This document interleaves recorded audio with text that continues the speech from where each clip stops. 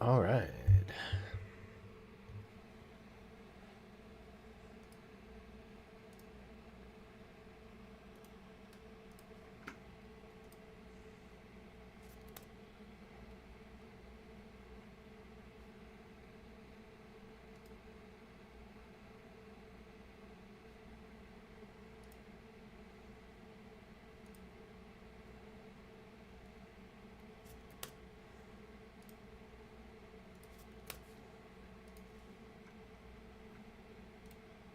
Sharing it far and near.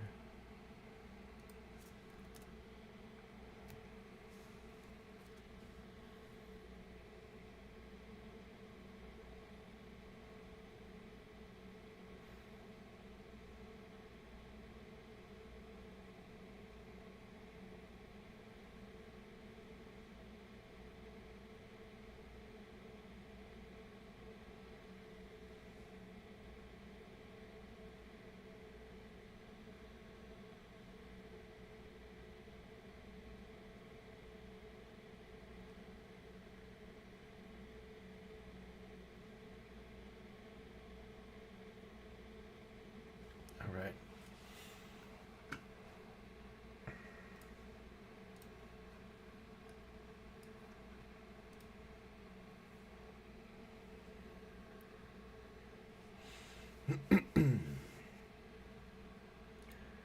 Having fun.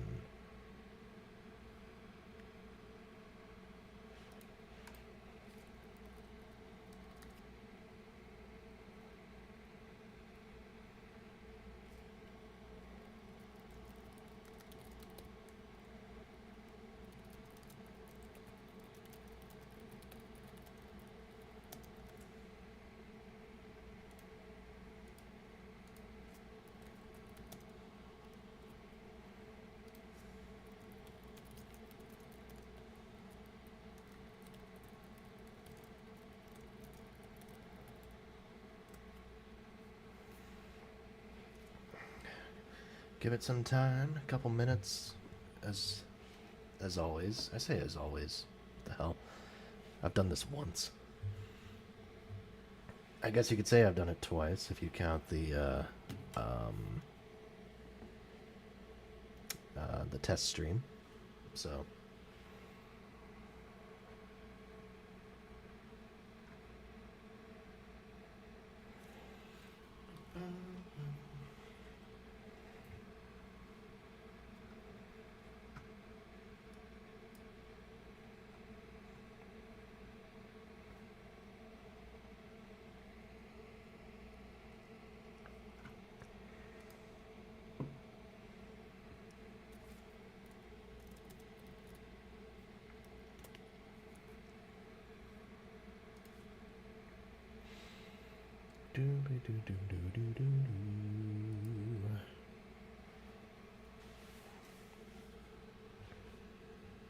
I made 5.5 hours yesterday, or damn near. I think. What was the final runtime here? It was like, yeah, 5 hours 22 minutes 58 seconds was the final runtime for that stream, which was pretty wild. Um, I am gonna cut that down. Um, well, I'm gonna leave the full stream up, but I'm gonna try to edit things down a bit and upload them as kind of individual videos, so people have more of a snapshot um, of some of the things I'm going to talk about, because that's going to have to be a bit of a point of reference there. Um, some of that introductory material and kind of me talking about what I've already read for this project, what I've already, um, well, what I've listened to for this project is what we're talking about today, and that's why I opted to go live now again. But, uh, c'est la vie.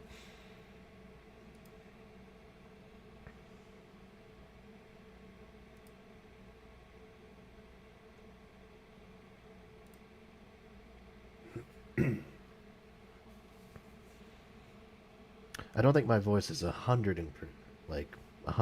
recovered from the. There we go. I think that's what I like. My voice hasn't 100% recovered from 5.5 hours of constant talking yesterday, but that's okay. Um, we'll make it there. Hello. How are you, Tavi?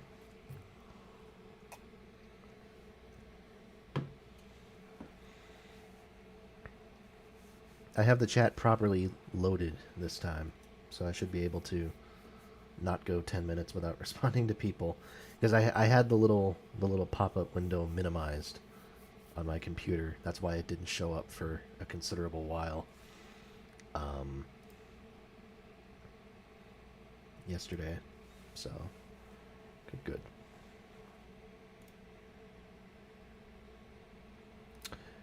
I'm doing decently. Sundays are never the most fun days in the world, because it's back to the working grind come Monday. At least for me. I know not everybody works a Monday, Friday type of job, but I do. So, I think what do the kids call it? The Sunday scaries. A little bit of that, but not. I like my job, so overall, anyways. So nothing that puts me off too much. Bum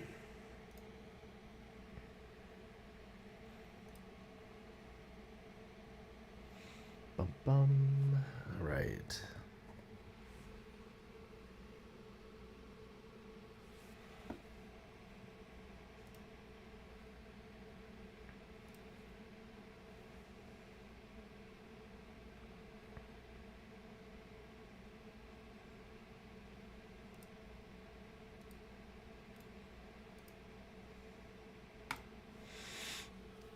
So I have Spotify up in the background. This is kind of the little preview, I guess, as far as how I want my screen set up for when we're doing like live listening in the future. So this actually, the one that we're looking at right now, this concerto for violin and oboe, this isn't a very recent listen. This is actually from quite a while ago.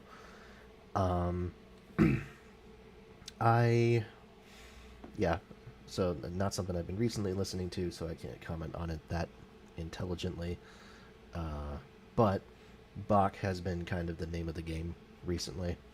It's been eating up a lot of my listening hours, at least when I'm not like commuting back and forth from work, and thus when I'm commuting back and forth from work, I usually don't opt for Bach or anybody who I've been listening to lately. It's mostly been kind of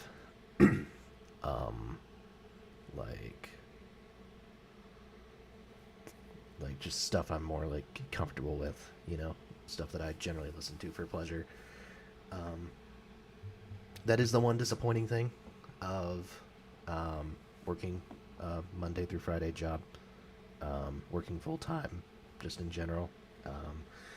I don't have as much time for listening as I used to, so I have to be more mindful as far as making that time to listen. So that's where I'm at right now. But yeah, let's go ahead and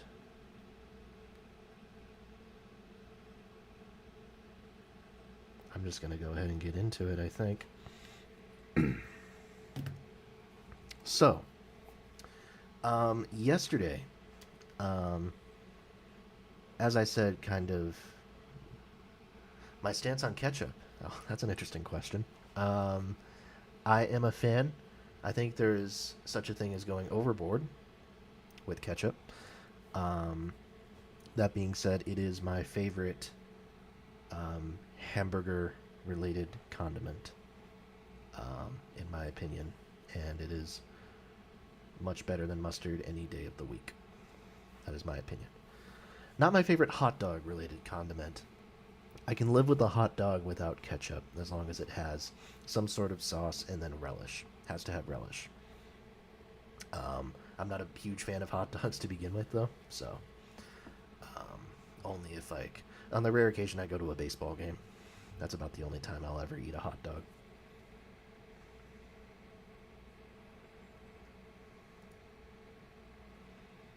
Thank you.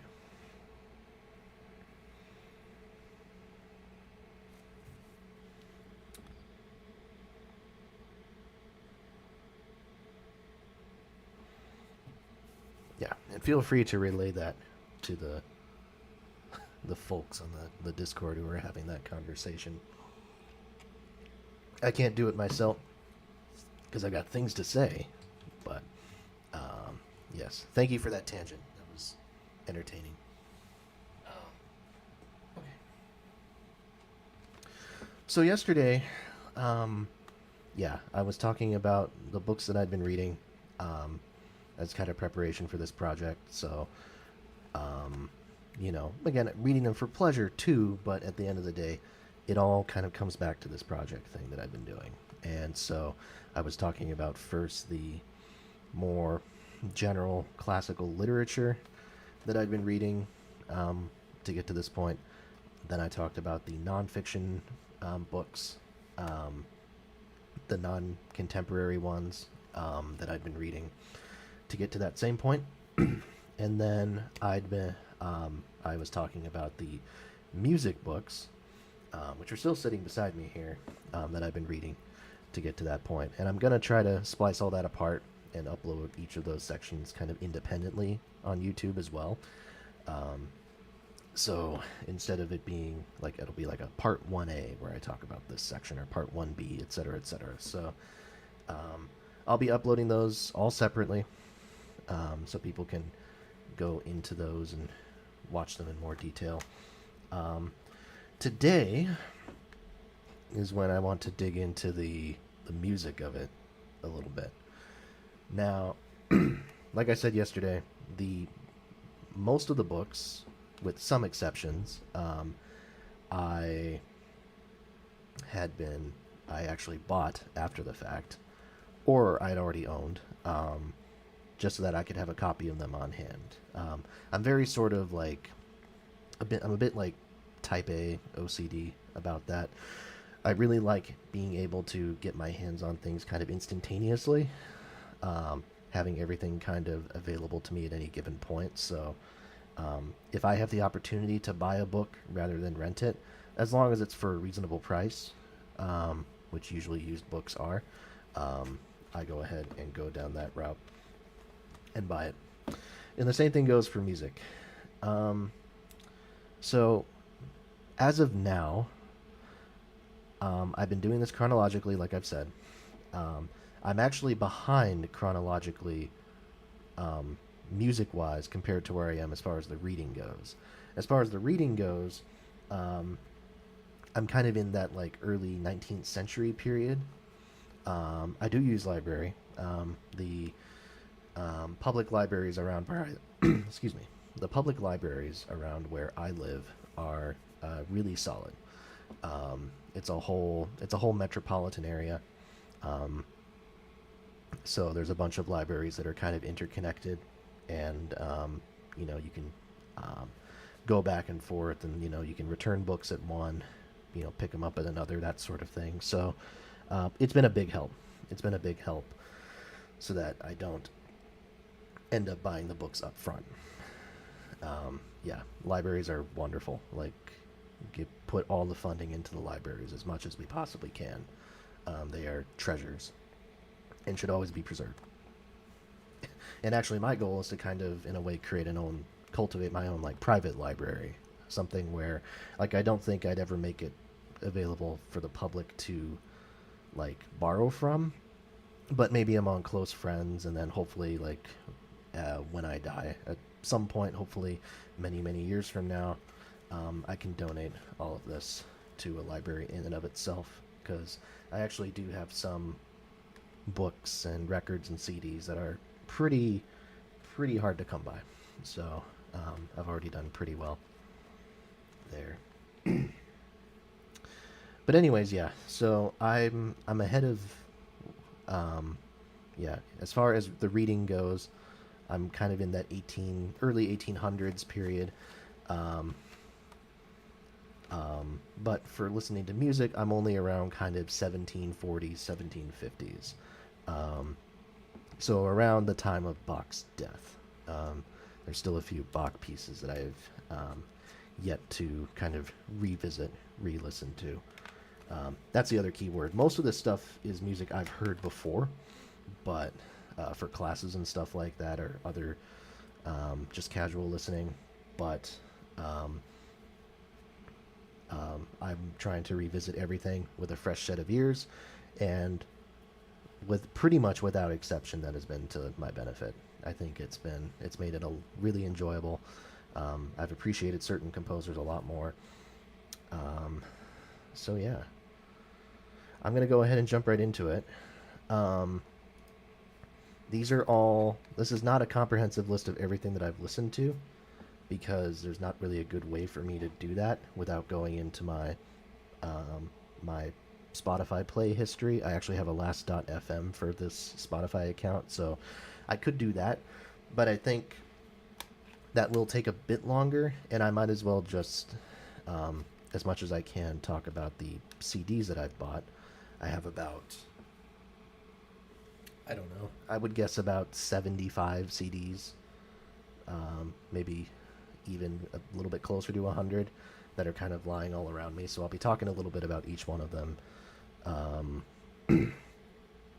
and these are all CDs that are specific for this project that I listened to.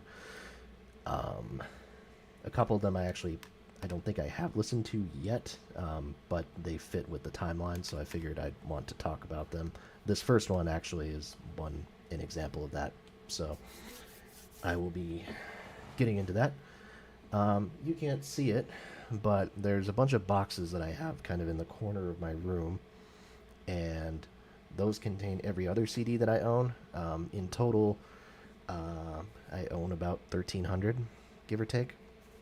And I own about 500, 600 vinyl records. So yeah, pretty large collection overall. And the rest of that is stuff that, as time goes on, as we get further into this project, I'll start pulling this stuff out, talking about what I already have in my collection, and then obviously I'll be continually adding to my collection as well. So I will be updating you all as I get new stuff. So let's dig into it. And we're going to start off with this CD, which, like I said, this is one I actually haven't listened to yet. But it is important for talking about the origins of Western classical music, because it is a CD of Gregorian chants by the Choralskala der Wiener Hofburgkapelle. And I hope my pronunciation was half okay. This is the CD. I'm trying to figure out how to angle that, but there we go. Yeah, I don't have anything intelligent to say about this, except that was recorded in 85, it looks like, and it's just kind of a general collection of Gregorian chant recordings that I don't think are attributed to any specific composer. These are all from anonymous composers. There are, it looks like these are sections that are taken from like specific, from a couple of different mass settings. Again, I'm not certain if that means that the entirety of these mass settings didn't survive, or if these literally are just selections. There's the second section. There's a hymn that opens the album, and then there's a second section that has the Missam in Die, in Nativitate Domini. And that one is more or less a full, I think that is actually a full setting of the Mass Ordinary, with a couple of additional little bits here. So Gregorian chant recordings, they're hard to evaluate kind of on their own terms, because you're dealing with a repertoire that has very few composers that you can actually tangibly name, and it's all very fragmented. So one thing you run into actually is you'll run into recordings on like Spotify or whatever, or playlists and stuff that advertise themselves as Gregorian chants, and they're not really Gregorian chants in the traditional sense. Um, Maybe they're medieval, they're using chant like figures. The most common mistake I see people make is advertising something as Gregorian chant when it's polyphonic, and that's not really true. That's the two things are kind of incompatible.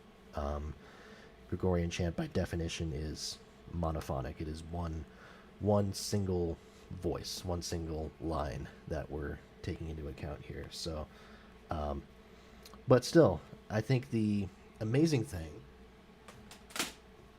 about Gregorian chants and chant in general, because there's several different forms of it, is the fact that even with there being no sense of harmony, it's just one melodic line. The melody itself and the modes that they use can still invoke some sort of emotional response, which is why they were considered so kind of untouchable as far as the um, as far as being connected to the emotions of God, and things like that. It's our most direct way of communicating with God, which is why it was very, you know, very sequestered in these early Catholic churches. Now, I said that there's a few different forms of chant, and I can't speak intelligently to a lot of them, but this one I think is really cool, and I do recommend this specific recording. But this is Hymns of Cassiani, by the Capella Romana, directed by Alexander Lingus. Cassiani, also known as Cassia, was she's one of the earliest named composers in musical history. She she came from Constantinople. She founded a convent on the western side of that city, and she, I don't want to say she was a proto Hildegard of Bingen, who we'll be talking about next, because there's a lot of differences, and Hildegard has a connection with other kind of scientific advancements that Cassia doesn't. But nevertheless, she's a powerful female figure in this kind of early Byzantine Christian tradition, which is really interesting. She's written at least 24 hymns, a lot of which, 24 hymns that have still survived. And I know they think the total is closer to like 50 or more. Some of them are just fragments. This particular recording actually just came out last year. This is what do you call it? This is a super audio CD, so even higher quality multi-channel recording. This is actually this contains an assortment of different hymns that she wrote. The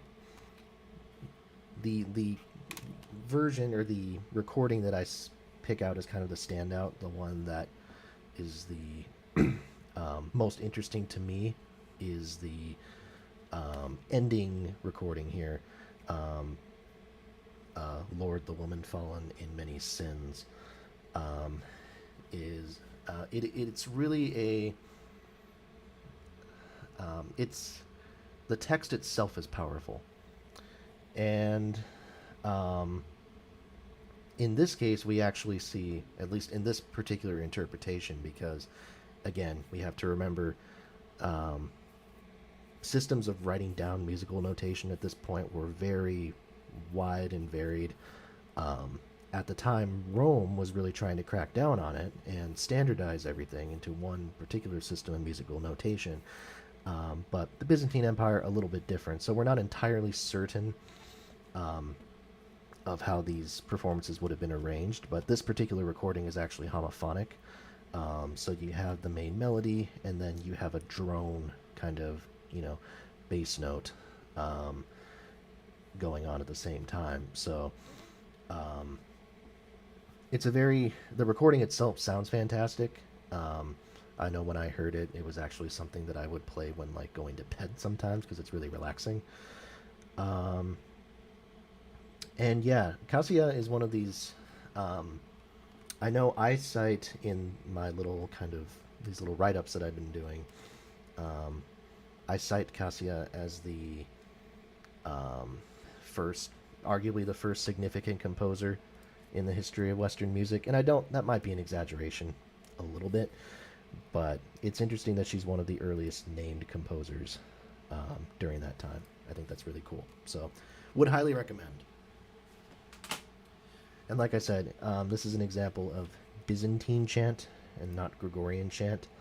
Um, they are Byzantine chant's a lot more kind of directly related to classical Greek music, um, taking influence from things there. It's kind of its own thing as opposed to the traditional Roman style. I have two recordings of Hildegard von Bingen here, both by the group Sequentia. I think these are considered kind of the standard recordings, or the gold standard of Hildegard recordings. This one I actually haven't heard yet. This is 1994's Canticles of Ecstasy, which is a collection of individual songs of Hildegard's, individual hymns, kind of similar to that Cassiani collection that we just looked at. And then this one is Ordo Virtutum, also by Hildegard. Ordo Virtutum, if you're not familiar, is was a, what do you want to call it? A liturgical drama. That's what it was called. So, in some ways, a predecessor to like other types of musical stage works. This was something that actually would have only been performed inside the convent that Hildegard ran. It would have been performed by the women of the convent, and then then they would have, I can't remember his role, but there was a specific person who also helped oversee the convent who was male. He would play the role of the devil. So this whole thing is musical, and like I said, it is monophonic, but it's organized as a stage play. And if you read the text of it, the whole thing is basically just this. It's a morality play. It's a morality kind of drama. One character, basically interacts with all these different manifestations of good and evil. That character represents the human soul, who basically has to choose between the virtues of life and then the sins of life. Literally, the character of the devil. Interesting point is that the character of the devil is not musical in any way. He is not capable of creating music. He only communicates by shouting. So it's a powerful sort of juxtaposition there. That being said, if you're not reading along, if you're not following along with the text, and you're just listening to it out of context, it is kind of funny to hear, all these beautiful little like melodies going on, and then all of a sudden the devil, like you hear just some guy just start shouting like in the, in your the right channel of your headphones. But it's an interesting piece, and sometimes I think its importance is a little bit overstated just because you don't hear many composers, if any, really cite Hildegard as an influence. It's more just she's a curiosity.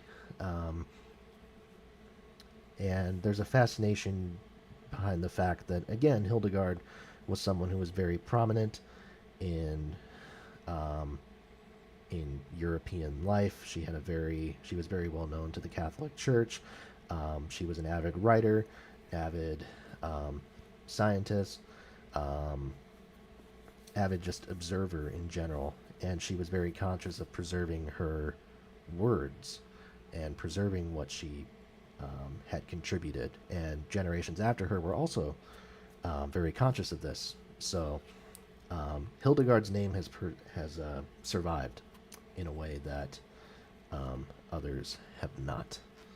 Um, so I think that's really cool.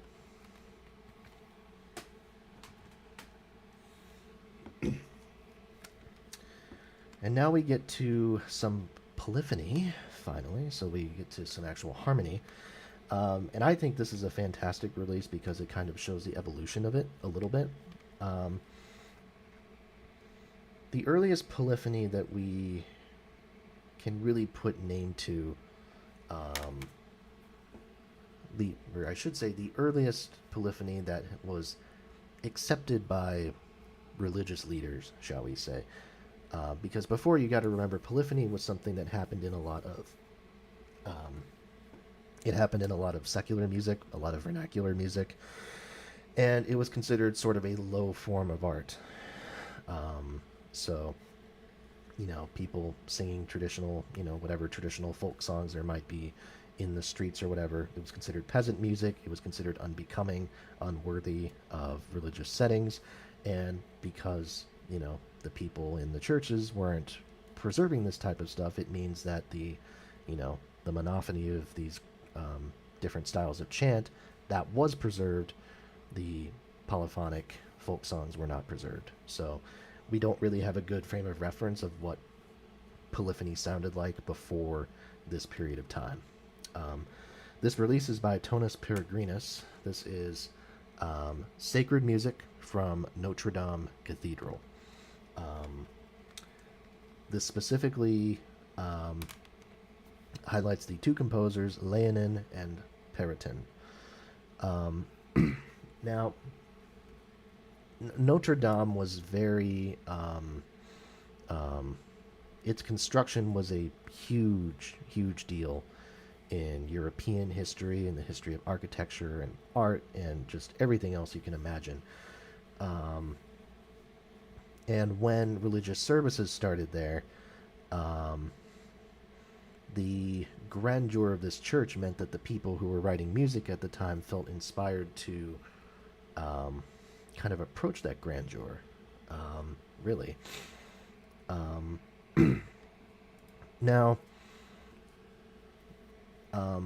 the style of music, I won't call it a genre, it's not a genre, it's a style, called organum, was a Roman style of polyphonic singing that had already gained more acceptance in Rome. It hadn't, I wouldn't say it was widespread at the time, but it was starting to gain some legitimacy in Rome as a an avenue of worship. And in Paris, the leaders at Notre Dame took a look at it and said, wow, that sounds awesome. Why don't we go ahead and try using this in our new cathedral and see what it sounds like?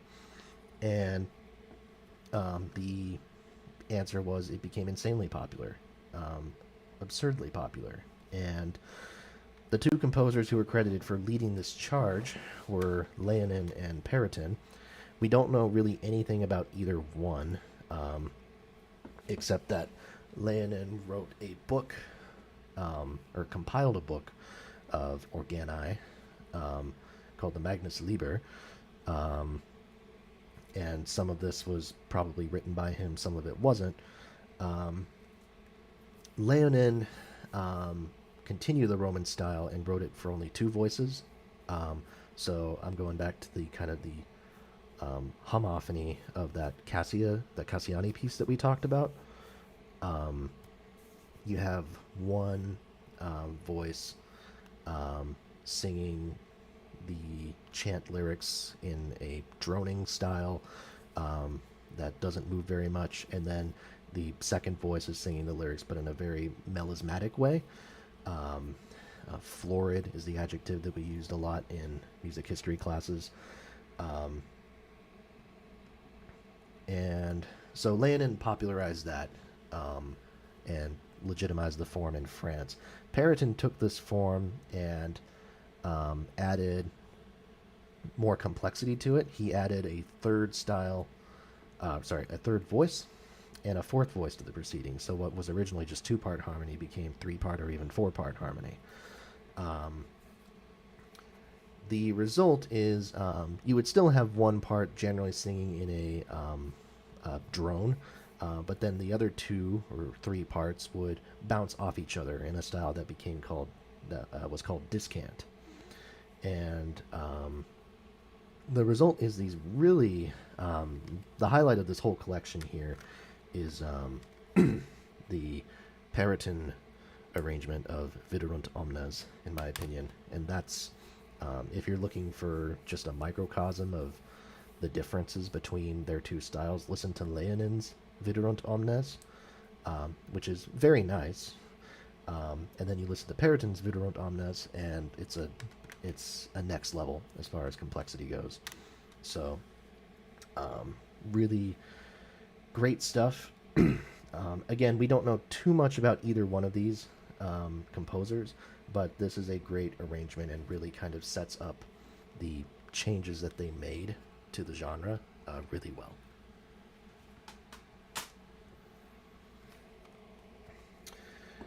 This is the Martin Best Medieval Ensembles recording of traditional troubadour songs. This is called the Dante Troubadours. It is from 82, I believe. Yes, 82.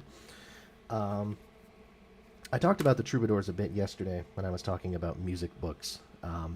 Basically, the direct ancestors of the modern concept of singers-songwriters.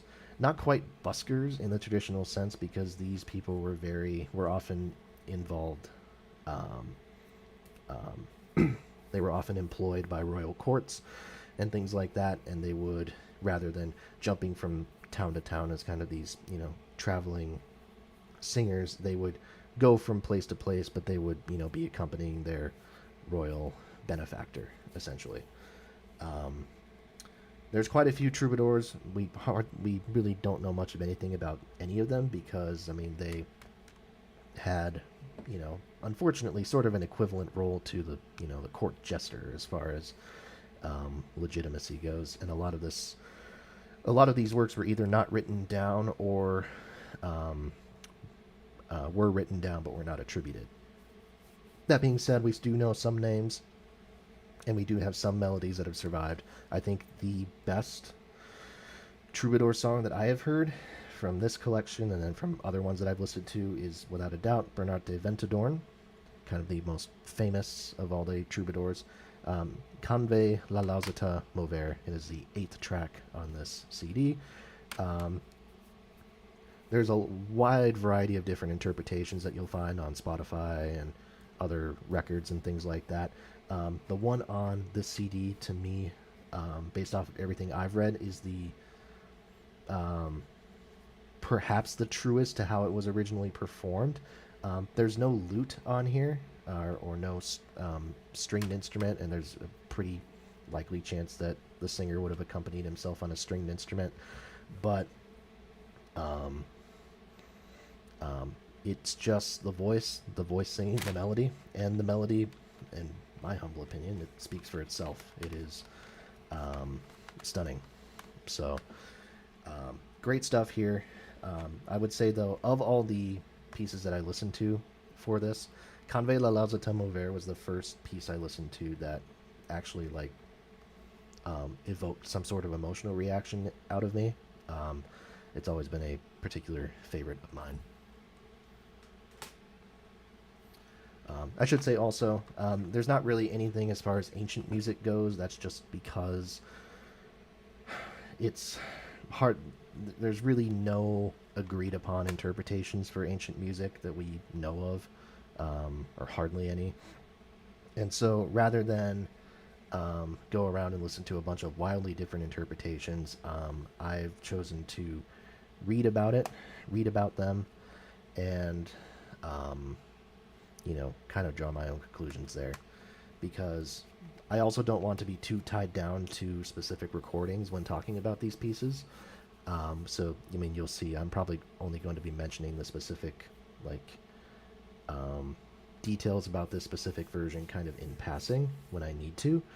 Um, Basically, my approach for this whole thing has been, I come to a piece that I know I need to or want to listen to just for context, and I go through and I look at whatever the most acclaimed recording of it is generally that holds true to the original composer's visions of it, and then I go from there. So rateyourmusic.com has been a big help for those. But yeah, I'm trying not to get caught up into talking about the merits of one recording versus another, because there's no that's that will come later. That will come later. I just really want to, focus on the pieces themselves at this juncture. Another Tonus Peregrinus recording. This is Le Jeu de Robin et de Marion by Adam de la Halle. Adam de la Halle was a trouvère. I kind of took that down really quickly. That's what the CD looks like. Adam de la Halle, yeah, he was a trouvère, which is basically the northern French equivalent to the troubadour. The troubadour, I believe, came from southern France. I'm going to check my info here, but I believe that is true. Yes, northern France is the trouvère tradition. De la Halle was the most famous because and his legacy has lived in part because in addition to writing just standard trouvère music, singer-songwriter, he actually wrote polyphonic music as well. So he's got a number of motets that you can find recordings of out there. And he also experimented with this type of long-form musical play, which is where this comes in. This is actually a play with music that he wrote in around 1280, give or take. So we're in the 13th century now already. It's interesting mainly because it's believed that he used a lot of influences from the folk music of the day, some more kind of secular traditions to write this music. So by listening to this, you do kind of get, potentially at least, you get a sense of what traditional folk music would have been like in France in the 13th century. So that's the biggest reason I would have to recommend this. And the play itself, I believe, is based generally on the famous. It's not quite Robin Hood, but the Robin and Marion names certainly indicate some relation there. It's very pastoral, this whole setting.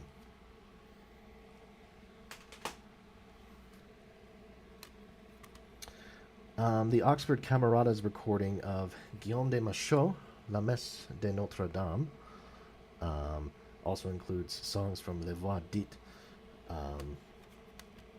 which I genuinely don't remember what Les Voix Dites was specifically. But talking about the Notre Dame Mass, first off, we're in the 14th century now. And Machaut I talked about yesterday a little bit. He was a very famous poet. He influenced Geoffrey Chaucer significantly. And Machaut was also a composer who composed a lot of individual songs and things like that, forms that were popular in the French at that point in France, such as ballade, rondeau, vivarais, stuff like that. The Notre Dame Mass is interesting because it is the first complete setting of the Mass Ordinary that we have written down. So the Mass Ordinary is, just for context, if you're not familiar with Catholic liturgical practices, which admittedly I wasn't until I took a history class. This includes the Roman Mass and the Mass Ordinary are the sections that have text that does not change. Depending on the time of day, depending on the time of year, other parts of the Mass text will change, but the Mass ordinary is constant. The Kyrie, the Gloria, the Credo, the Sanctus, and the Agnus Dei do not change. They are consistent. And because of that consistency in the text, composers started getting this notion that, hey, this is going to be the same every time. People know what to expect when it comes to the text. Why don't we use these standardized texts to try to kind of spread our wings more and experiment? And that's where that's why the Mass Ordinary becomes especially popular at the beginning part of the Renaissance as a way of musical experimentation. But this precedes the beginning of the Renaissance by, 50 to 100 years, depending on who you ask. And it's very fully fledged. I don't know, pardon me, I don't know if I know there were some people when I was talking about this who said there's much better recordings out there.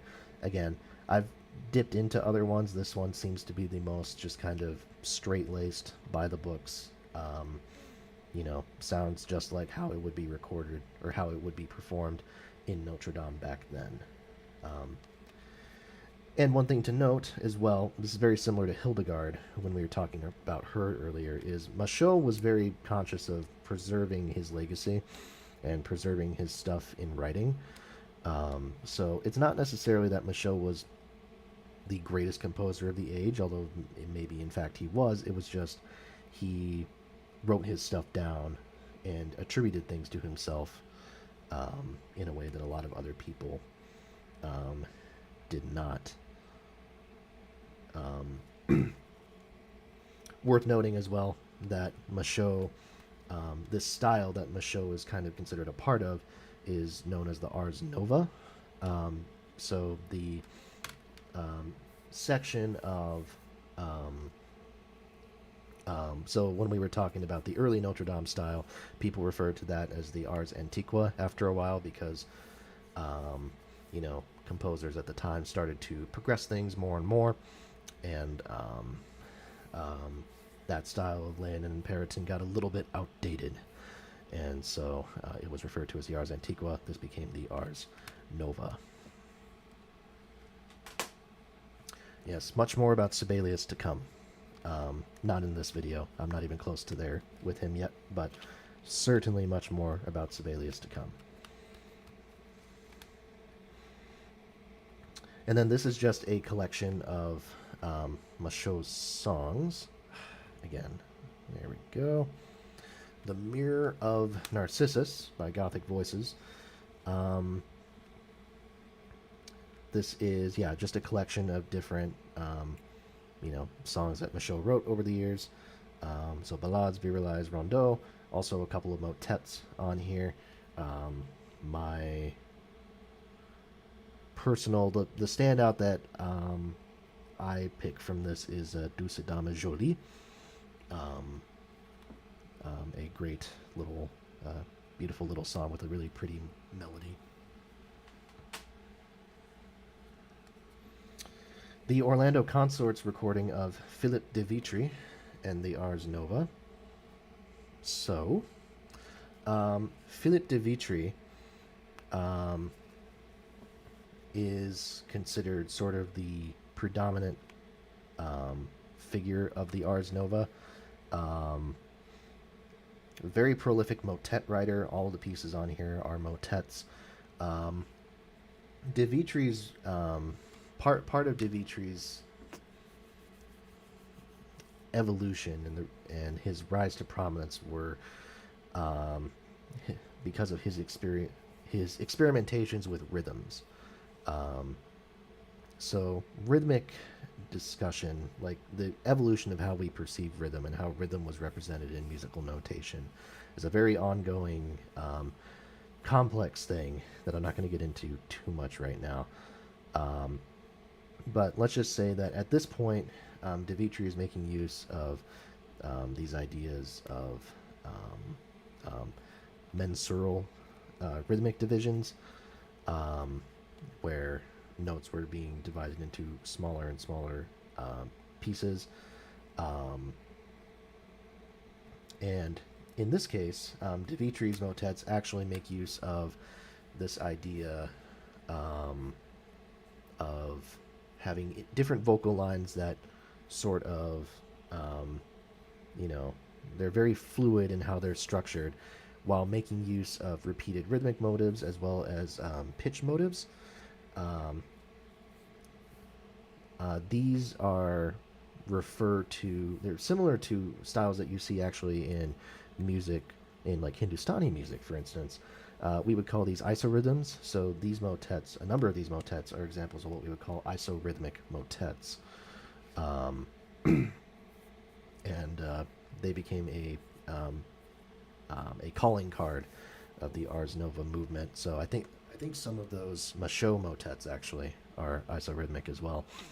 Um, it was very, very different, extremely different, and a lot of people in France were not especially big fans of this progressive movement to music, which is interesting. But so it is, and I think Dmitri is a very interesting composer, and I'm happy to have this because I think it's a solid collection. Now in Italy, 14th century Italy, um, we got to remember France at this point was not necessarily 100% unified, but they existed in a stronger collective than, say, Italy did. Italy was segmented into a bunch of kind of smaller individual republics that had distinctive cultures about them. So, the 13th century in Italy is known as the Trecento period, um, um, also defined by kind of the bubonic plague and stuff like that. Um, the aftermath of the plague saw this kind of emergence of a bunch of different sort of musical styles that took influence from a lot of secular music. Um, so actually, when I was talking about um, Boccaccio's The Decameron yesterday, when talking about books, that's actually a great portrait of what life was like in the Trecento period, and it mentions styles that were included in this collection that I'm talking about next. This is Francesco Landini. Um, Landini's the composer. The ensemble is called Anonymous Four, and the album is called The Second Circle: Love Songs of Francesco Landini. Um, really beautiful. I believe this is an all female ensemble. This came out in '01, and um, Landini's melodies are beautiful. Take care, man. Good to see you. Thanks for stopping by. Um, yeah, melody is the focus here. These are, um, um, yeah, all these pieces have just kind of a lovely kind of contour about them, and the as far as the genres that he goes through, there's a few different types. You see, um, the ballata was kind of his most popular one. You also see a genre called the madrigal um, that is prominent in here, included in a few pieces, I believe, in this collection. This is not the same as the madrigal that we'll be talking about later with like Monteverdi and predecessors of his. It is a different form, although there is some resemblance, some slight resemblance. Um, but yeah, Landini is very um, a very important figure in the development of Italian music, and he sort of is the foundation for everything that is to come in making Italy a center of musical development.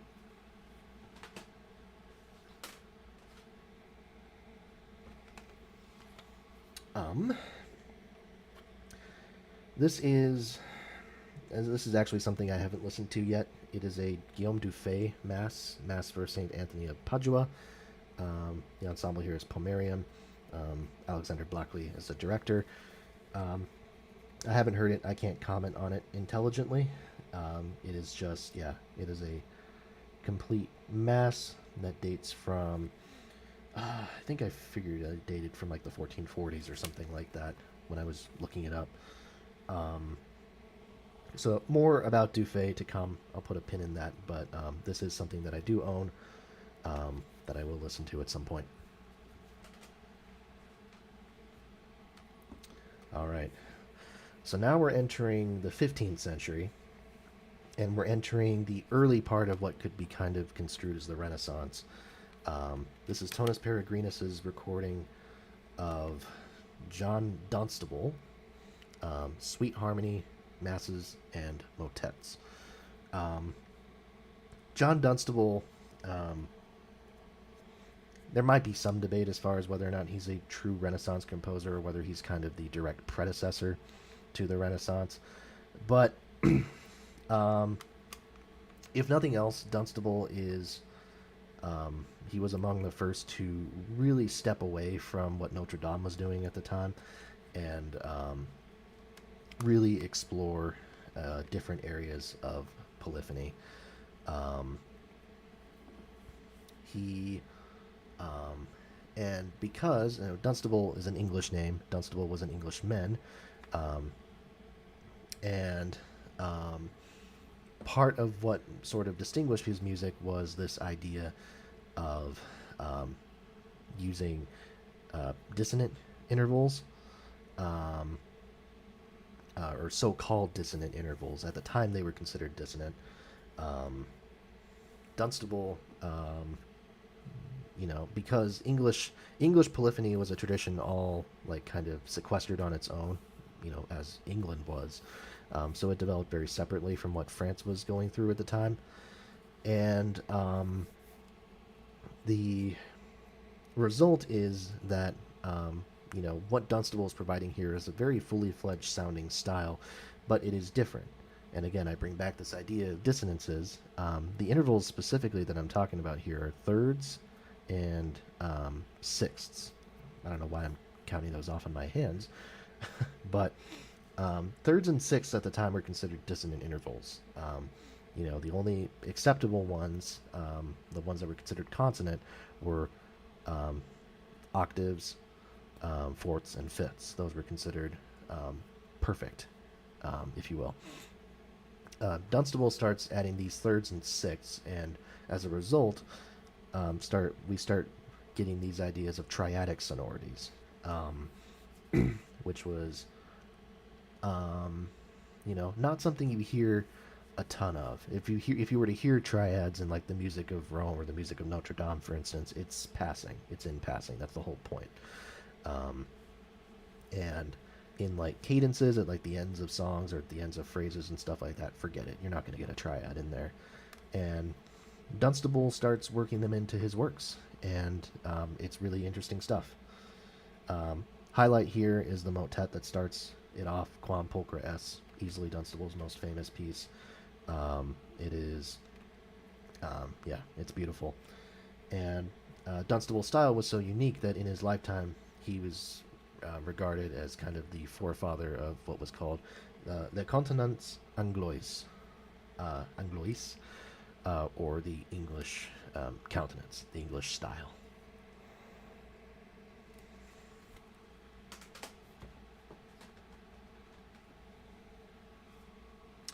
A couple of other works from Guillaume Dufay here that I have already touched on a bit. Well, actually, no, I haven't touched on these works. I mentioned Dufay earlier, but this is the Hilliard Ensemble's recording of Missa the Home Arme. The French is not my native language, as you can see. I'm not good at pronouncing it. This recording also includes the motet Nu per Rosarum Flores, which was, as I briefly alluded to yesterday, was actually premiered at the I don't know what you want to call it, the opening of the Florentine Cathedral in 1436, the one that Brunelleschi created the dome for. This is, both great recordings. And again, I think the motets, I think, are really where you feel the concise power of what these composers could do. This recording is also interesting, though.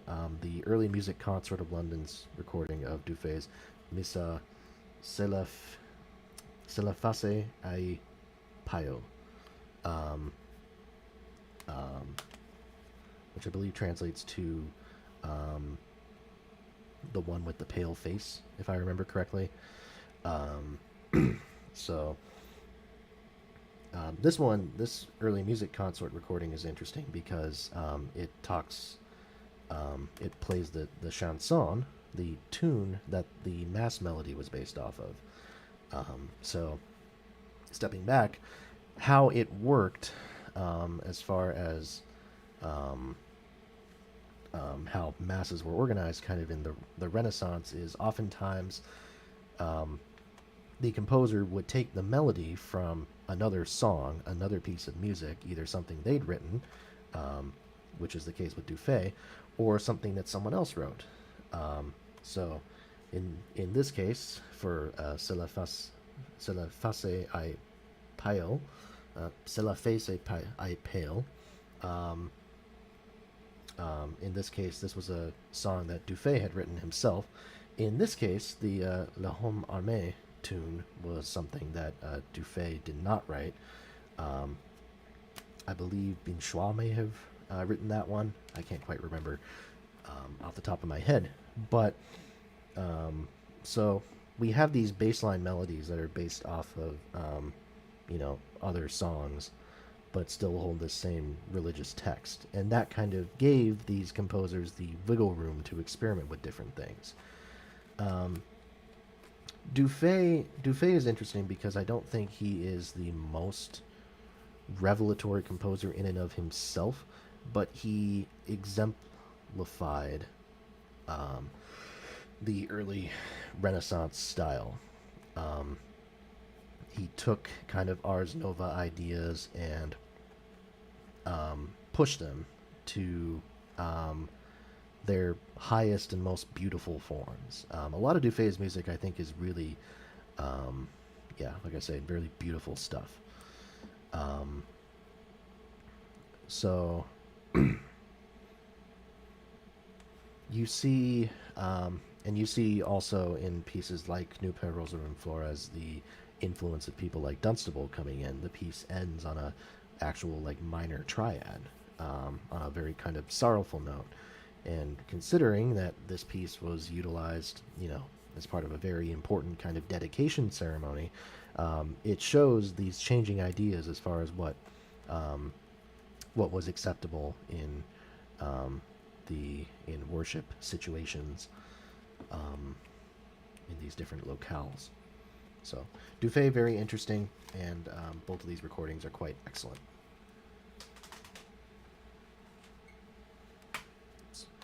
A quick mention of Gilles Binchois.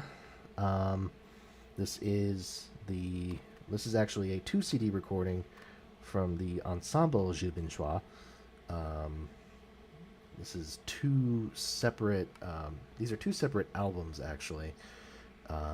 One of Binchois recordings and the other one of Jehan de Lescurel recordings. Both these are collections of chansons, though. And I haven't listened to the second CD because de Lescurel was a very minor composer overall. Binchois is not minor per se, even though we don't know much about him. He Belgian-born composer, for one thing, but he was considered in his day probably the greatest melodist of the time, and a lot of his melodic ideas were used by other composers in settings of the Mass Ordinary. So his name looms large over the Renaissance, even if it hasn't endured in the same way that these kind of more grand mass composers have. Yeah, and these are all songs, but these are all polyphonic songs. That's the other thing is, these arrangements are no longer. Monophony is kind of a thing of the past. These solo lines, it's all polyphony all the time. It's all harmonies, and it's very nice. It's very beautiful. But as we will see, as we go further and further in the Renaissance, there comes a point where there are some people who grow a little bit tired of that. So.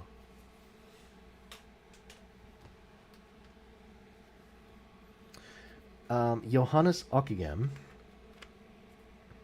perhaps for a long time my favorite composer of the Renaissance period, and he might still be, at least, he's definitely at least top 2 or 3. Um, Born in Belgium, I should say this CD that I'm holding up, this is a collection of 2 different Ockeghem albums that the Hilliard Ensemble recorded. I think one was recorded in the 80s, the other one was recorded in like 1990 maybe, or even a bit later than that. But this is a collection that contains Ockeghem's Requiem, which he never completed, his Missa Mimi,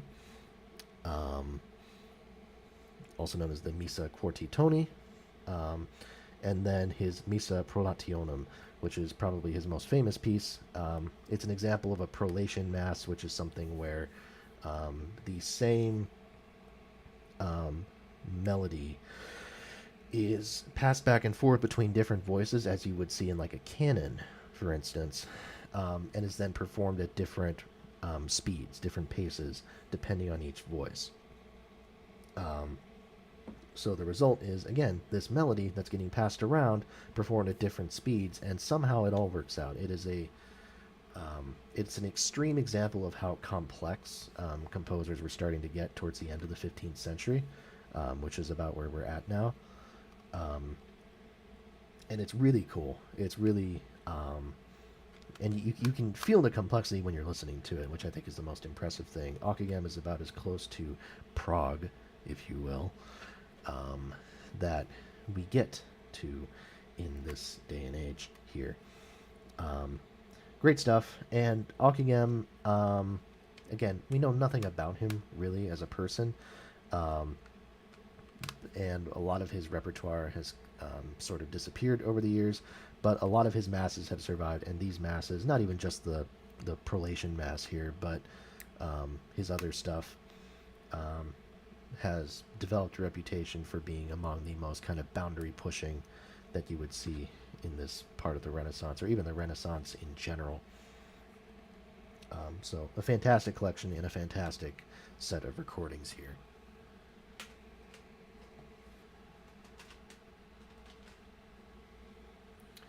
Two CDs from Jacob Obrecht. Obrecht was sort of a disciple of Ockeghem's, and where Obrecht, I think, distinguished himself a little bit, even though in the grand scheme of things, Ockeghem's legacy has loomed larger. Obrecht has sort of distinguished himself for being a more expressive composer, I guess. Ockeghem stuff maybe gets a little bit lost in the technical side of things. Obrecht is more, focused on that emotional expression. His melodies really stand out in a way that Ockeghem sometimes don't. So 2 recordings here. This is the Missa Maria Tsart, recorded by the Tallis Scholars, which you'll be seeing a lot of them. The Tallis Scholars are kind of the gold standard as far as Renaissance choral pieces, in my opinion. This is a very, very long mass. The recording here is about 70 minutes. So it's intimidating in that sense, but again, it doesn't necessarily feel its length. Like I wouldn't put this on the same level as a lot of what Ockeghem was doing in terms of complexity or even just personal enjoyment of it, but you can feel that Obrecht is making sure to make sure that these melodies stand out a little bit better than just so that they don't drag quite as much. The other recording here that I like a little bit less is the Clerks Group recording of the Missa Subtum Praesidium, among other things. This one is pretty recent, actually. Well, no, the recording's from 2003. The CD's from just 2016. Obrecht. The other thing to point out is that Obrecht died young, and while in more modern times that would contribute to sort of a legend, a more legendary stature. In this case, it just meant he got forgotten about really quickly. Alkagem lived until he was, I mean, some sources say, depending on when you want to attribute his date of birth to, that he lived until his 80s. Whereas Obrecht died when he was only in his 40s. So, in general, once they passed, around kind of that 1500 era, you tend to see the court of public opinion start swaying in a different direction. The people in the, I was going to say the music business, but that's not accurate. Other composers and people who would write about music were saying at this point, essentially, we need to, we've sort of reached our maximum before we need to like pull it back a little bit, as far as the complexity goes, and stop, messing around for the sake of it. Now, at this point, most of those composers who I've been talking about, apart from Dufay, who was born in France but ended up moving elsewhere, most of these composers were, so like Ockeghem, like Obrecht, and then other contemporary composers who I don't have recordings of here, like, or Binchois was another one who I do have a recording of, but like Bounois, Antoine Bounois, or Agricola, for example. All people who came from the Burgundian style of thought. So, this idea of, these Burgundian lands, so including Belgium, potentially including even parts of France. There's a very distinctive school of thought that was pushing this idea of, like, complexity. We start to see people moving away from that a little bit, and the center of musical attention really starts to shift towards Italy. And we'll be touching on that a bit more, but we do have another very prominent kind of Belgian composer who we need to address first off. That being, of course, Josquin des Prez, the greatest of all Renaissance composers. The one whose legacy has loomed the largest over the years. Yeah, just great. I've got a few CDs of his that I can burn through here. Actually, I think they're a little bit sort of mixed up, so I'm just going to go through the CDs here. This is the L'Homme Armé Masses, recorded by the Tallis Scholars. As I said, you'll be seeing a lot of them. This contains two of des Prez's masses, the L'Homme Armé Super Voces Musicales and the L'Homme Armé Sextitoni masses. Between the two, I prefer the former. However, both of these are interesting in how they kind of present different variations on this same standardized melody. So really great stuff. Two of my favorite Josquin masses, and Josquin was someone who I actually spent quite a bit of time with, listened to a bunch of his different masses. Hard to beat this one though. Kind of a shame that I don't have actually more of his stuff than this. There's a couple more CDs down here, but this is another Tallis Scholars recording. This is the Missa Pangelingua and the Missa La Sol Fa Re Mi. The Missa Pangelingua specifically is a prominent example of something called a paraphrase mass. So the idea of paraphrasing in music basically means borrowing musical ideas from other works, from other songs, but changing them to the point where it's no longer just a repetition of what someone else does. It's kind of imbuing them with your own sort of personal traits. Um, Josquin does this in those L'Homme Armé masses that we just talked about. Um, the Pangalingua is where it's the most prevalent. And in this recording, you get to hear the actual Pangalingua chant at the beginning of it to kind of compare, and then you hear the different ways in which he presents that melody and the different ways he varies on it. It's terrific stuff, and the more you listen, and then when you read about it and you read people's analyses of it, it becomes more and more impressive. But the thing with Josquin as well is he doesn't overwhelm you with how impressive his works are. He sort of lets them speak for themselves, and this stuff packs a lot of punch in a rather short. What am I trying to say? I think what I'm trying to say is there's a lot going on here, but it doesn't wear that complexity on its sleeve in the way that Okagem's Prolation masses do, which I think is 110% to Josquin's credit, and why people viewed him so highly as a composer. I mean, compared to anyone else, it's not even close. Josquin was considered by many to be the greatest composer who ever lived, honestly, up until the days of Beethoven, Mozart and Beethoven. Maybe you could make an argument that Bach surpassed Josquin in prominence during his lifetime. I'm not sure if I would agree. That seems a little bit up for debate.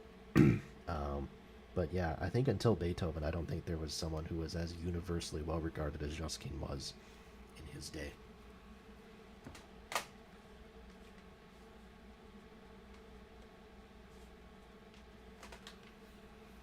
A few kind of random recordings kind of scattered around here that I'll talk about.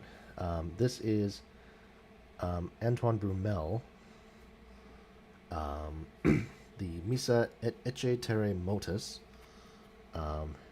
as recorded by the Huelgas Ensemble. This is mostly notable for just how absurdly complex it is. This is a mass that's set for 12 distinct voices. Most of these, mass settings are for 4, 5, at maximum 6 different voices. I don't think Josquin really ever did more than 6, for instance. So 12 voices is a staggering amount. And in this case, this recording is actually a world premiere. First time it was ever recorded. So, which tells you how difficult it is to recreate. But it's cool. Pierre de la Rue. This is a recording by the Ensemble Clement Jeannequin of sacred music. So that's the CD that I have. Contains his version, his setting of the Mass Ordinary based around the L'Homme Armé theme, as well as his Requiem. The Requiem, especially, is what stands out to me here. De la Rue, the trademark that I noticed about him, another one of the kind of the Burgundian devotees here, is he writes really low bass lines. I mean, I was listening to some of these recordings, like in the Requiem, the bass singers are being asked to sing these like low B's, like there's a low A in there somewhere. B1 or A1, that's probably how I'm going to be referring to those from now on. I'll be using the note name and then the octave number that it's in, so B1 or A1. Really kind of wild for the time. Ockeghem would do low bass lines and, drop around, get them to around E2 or something like that, but these ones are going especially low. Heinrich Isaac, or Heinricus Isaac, depending on how you want to refer to it. Mostly known as a motets composer, this collection is centered around his Missa de Apostolos. Again, the Tallis scholars did the recording here. Um, had a reputation for he and Josquin were contemporaries, and Josquin had a reputation of being very of much of an independent thinker. Basically, he composed whatever the hell he damn well wanted to at any given time, and no one could really rein him in. He was a bit headstrong in that sense. Isaac was a lot more willing to sort of please his, whoever hired him on to do that work, which is why he ended up getting a lot more gigs than Josquin did, a lot more opportunities to compose. But yeah, so the mass here is not anything special. I definitely need to listen to more motets of Isaac's, but there are a few motets on this collection.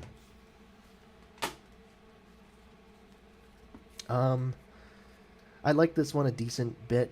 I didn't love it per se, but I still got it. This is Johannes Prioris's Requiem, as recorded by the Ensemble Daedalus.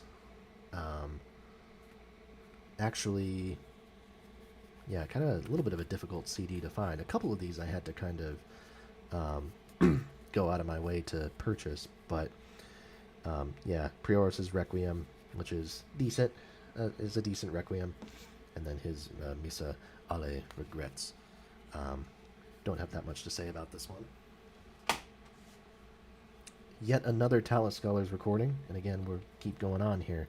This is John Taverner, the Englishman here. This is the Missa Gloria Tibi Trinitas. And again, it's one of those pieces where I don't have a whole lot to say about it. It's interesting to hear kind of what England was doing, what England had for composers is, during this time span.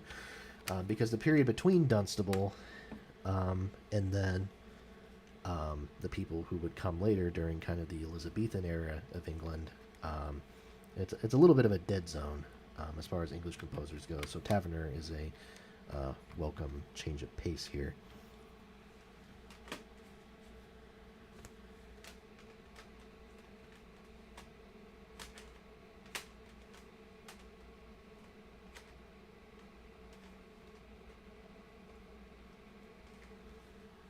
I really did think I had more than 2 Josquin CDs, but I guess I only have 2. So, I think that's because Josquin's other stuff is a lot more expensive. And if I wanted to buy it, I'd have to pay like $20 per CD, and they'd have to be shipped from Europe and stuff. Even the Tallis Scholars versions of them. But I think those are also like more recent recordings, which is why.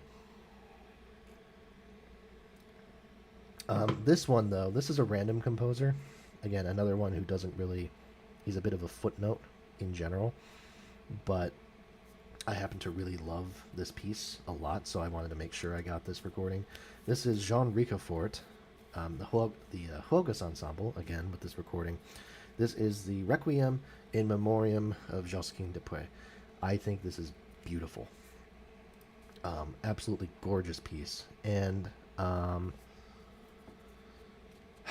I think this piece has an emphasis in dynamics that I think is really unusual, really powerful, and packs a real gut punch. Like, there have been other requiems that I'd listened to before. I mean, this early 16th century is what we're talking about now. So, Requiem is starting to emerge and establish itself as a genre of note. But this is the first one that really actually impacts me. Like, I really felt a strong emotional, damn, I feel sad for this guy. And by the way, just a footnote, the CD here looks, I think that's a pretty interesting CD design, trying to replicate the vinyl aesthetic. So get your hands on this, or just listen to it if you can. It's really nice.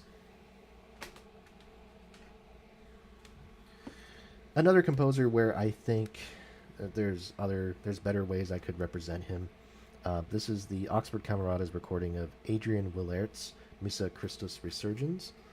Um, Willert, another fellow who is mostly notable for writing songs, in this case madrigals. Um, so I think we'll definitely have more to say about madrigals a little bit later on. I'm kind of just going off the order that these CDs are piled in here, which is roughly chronological, but there's going to be some exceptions. Um, Willert basically, the mass itself, the mass here again, I wasn't blown away by it. It was decent, but yeah, he made his bread on on madrigals and writing songs. Wrote a ton of them, and after Josquin died, Willert, who was about 30 or so at the time, um, for the next probably about 30, 40 years was the most popular, most well-known composer in Europe. So he's has a significant place in history, but it's a bit of a transitional place, because we're basically, in some ways, counting the days down from between Josquin's death and between the emergence of Italy as a proper center of music, and other Italian composers like Palestrina, who we'll talk about very soon here.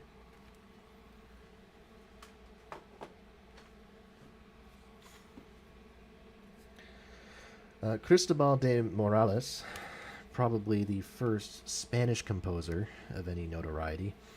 Um, Another guy, kind of like Josquin, who had a reputation of being difficult to work with. This is the La Capella Real de Catalunya, in collaboration with Hesperion uh, uh, 20, Vente. I'm not sure how they want me to say that. Um, this is a Spanish recording of Morales' Officium Defunctorum and his Missa Pro Defunctis. So this is again, it's the CD. And Morales is his music style is very different compared to the what was coming out of the Burgundian school at that time. I forgot to say earlier, Burgundian school is also called the Franco-Flemish school. That's another way that it's referenced. Um, but Morales actually uses a lot of homophony in his works, a lot of homophonic textures where it's a lot more note against note, stuff like that. Um, so these works are really cool, especially the the Defunctorum here. Um, would highly recommend it. I think what Spain was doing in the Renaissance generally gets overlooked a bit, but I actually think they had some of the most forward-thinking composers, especially in this second half of the 16th century that we're getting into here.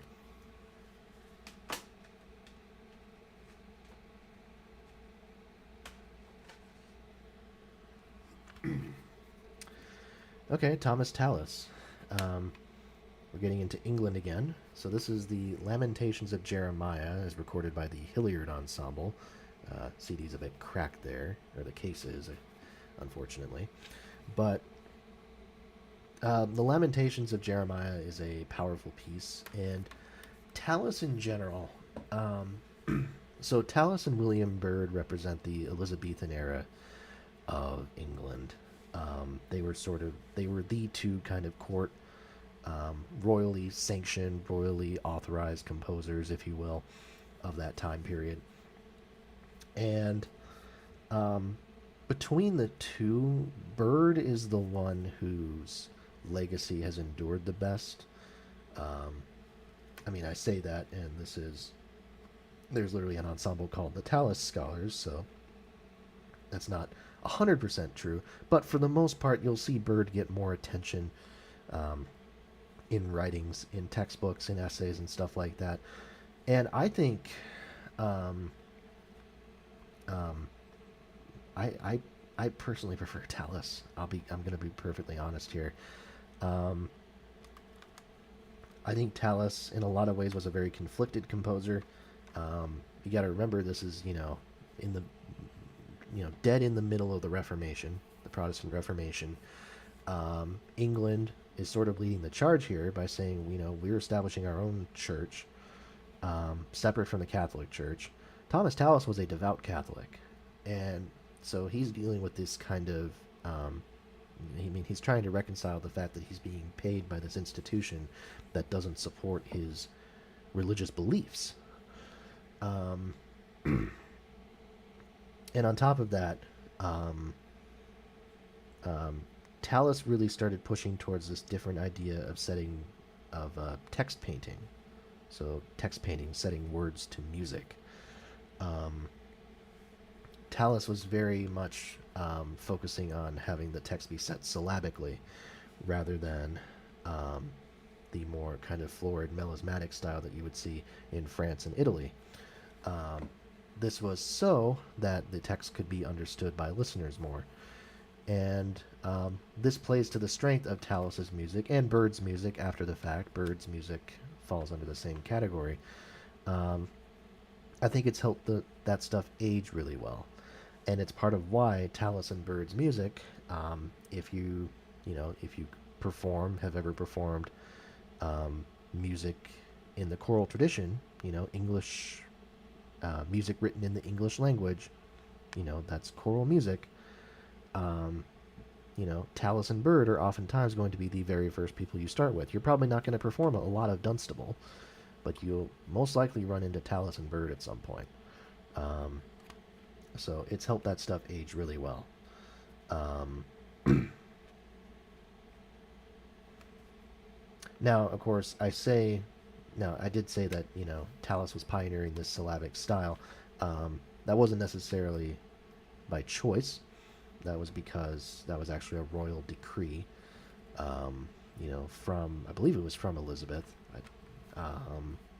Yeah, it was definitely from Elizabeth because I think he didn't enter their employment until the 1560s, if memory serves. So this would have been after Henry and after Mary. So, yeah.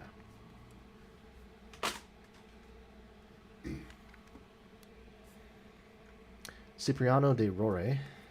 Cipriano de Rore? I don't know. Again, another fellow, an Italian composer. This is his Missa Praeter Rerum Seriam, as well as a collection of motets and madrigals.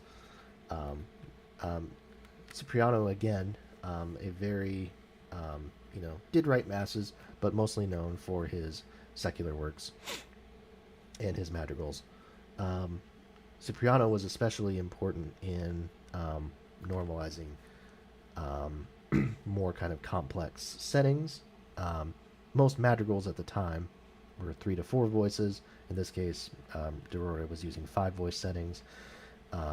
He was also starting to use this idea of chromaticism. So instead of following scales, the scales or modalities or whatever you want to call them, that these pieces were set to, he would alter them and move into things by half-step motions and play around with dissonances more. And you hear that in his music. It allows a sort of darkness, and that darkness will be really expanded upon by other composers later on in the going. But yeah, this recording, the Huelgas Ensemble is who did this recording, just an FYI.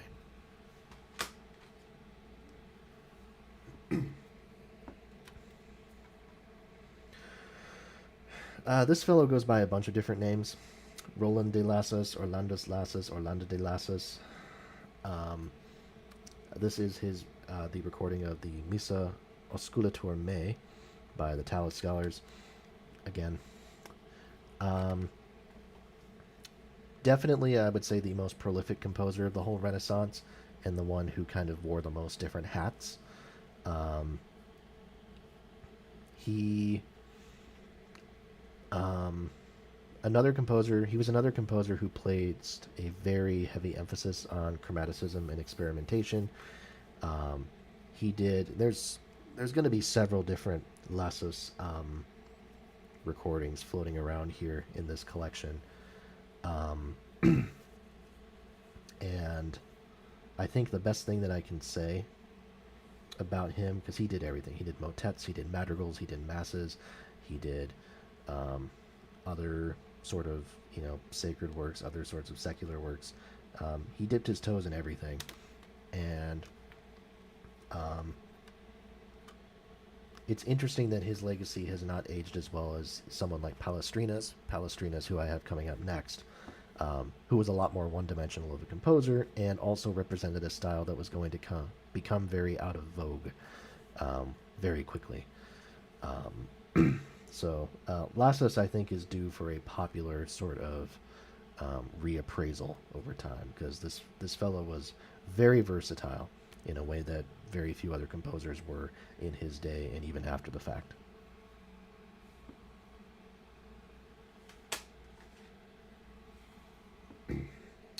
This is this is the Talus Scholars. It's a recording of 3 different works by 3 different composers, and it's probably I think actually it's easily their most famous CD.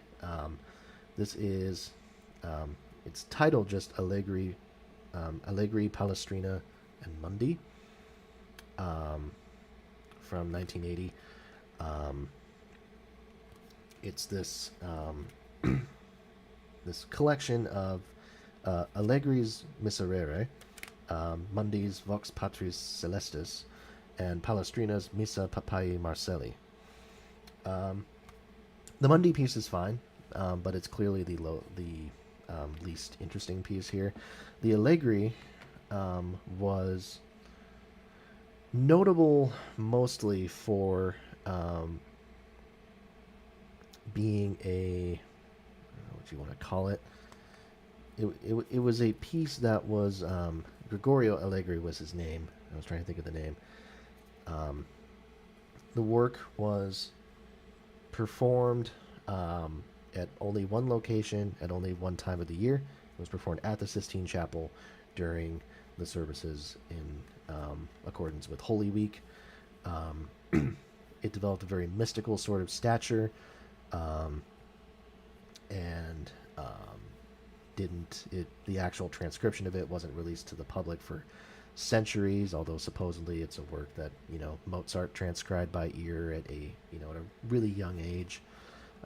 He supposedly heard the piece once and he was able to transcribe it perfectly. It's written for 2 choirs, and the performance here, you can see why the mystique was created. It's a fantastic piece with this stunning soprano line that repeats multiple times.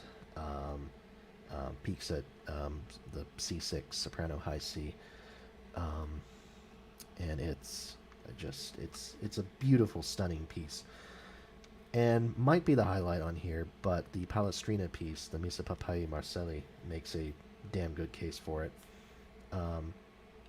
If you're not familiar with Palestrina, just in general,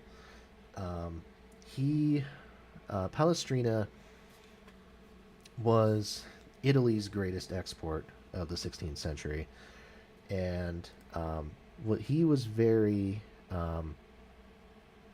rather than being progressively minded, Palestrina was very rooted in tradition.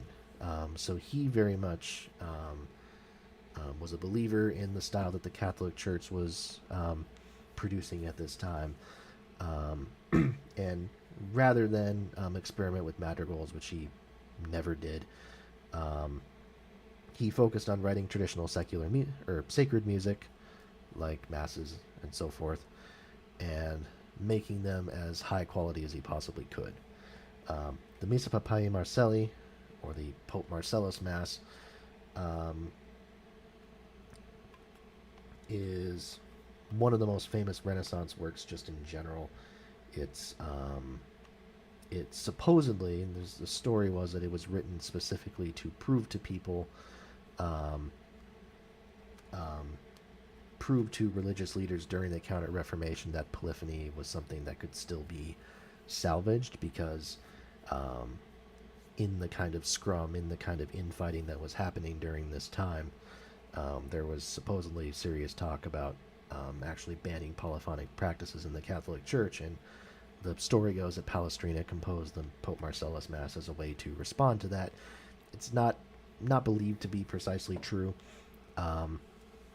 but in any case, it developed that reputation from a very early stage, and it's in part because of that it's retained its stature. So, and it's a beautiful piece. Technically there's nothing wrong with it, and I wouldn't say Palestrina is among the most evocative of the Renaissance composers, because I don't know if he takes enough risks to be evocative in that sense, but it is still a stunning piece, just as far as how everything fits together in the way that you would want it to, in the way that you would expect. And this was a time, we haven't really seen it yet, but this is at a time when actually masses were starting to really become out of vogue just in general, and Palestrina's success didn't change that. But it does feel in a way like an epilogue for the era of mass composing, and what a strong epilogue it is.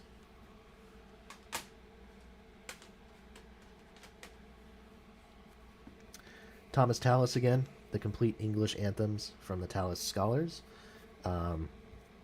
Just a bunch of English songs. Stuff like If Ye Love Me. Also the selection of tunes for Archbishop Parker's Psalter. Some of his most famous songs that he ever wrote are included on this. This is another Tallis Scholars recording. This is of a different composer, however. Perhaps the best that Spain ever offered, certainly during the Renaissance anyways, Thomas Luis de Victoria, the Tenebrae Responsories. Not Victoria's best piece, in my opinion. This is a collection of small kind of miniature motets, I believe, is what these technically are. Yeah, 18 motets. And yeah, it's a strong collection that works best as a collective, I think, rather than pulling out the individual motets. That's the other thing. It's hard to figure out how to quote unquote consume these, because these were never meant for consumption. They were meant to be actively engaged with as part of worship traditions. So, yeah, evaluating these feels a little bit off-putting, but so it is, and so it goes. More Tallis Scholars. Thomas Tallis again, Spem in Alium. This is perhaps Tallis's masterwork. This is, you want to talk about the Brummel piece that I mentioned earlier, which was 12 distinct voices. This one has 40 voices, 40 distinct voices, mind you. 8 different choirs here, in octave choirs, each singing 5-part harmony, and all the different parts are distinct from one another. It's an overwhelming piece to listen to. And it actually only comprises the first about 10 minutes of the CD. There's some other very nice stuff in here too. But the 40-part motet, that's like it just washes over you every time you listen to it. I'm still amazed every time every time I hear it. It's a there's a lot going on.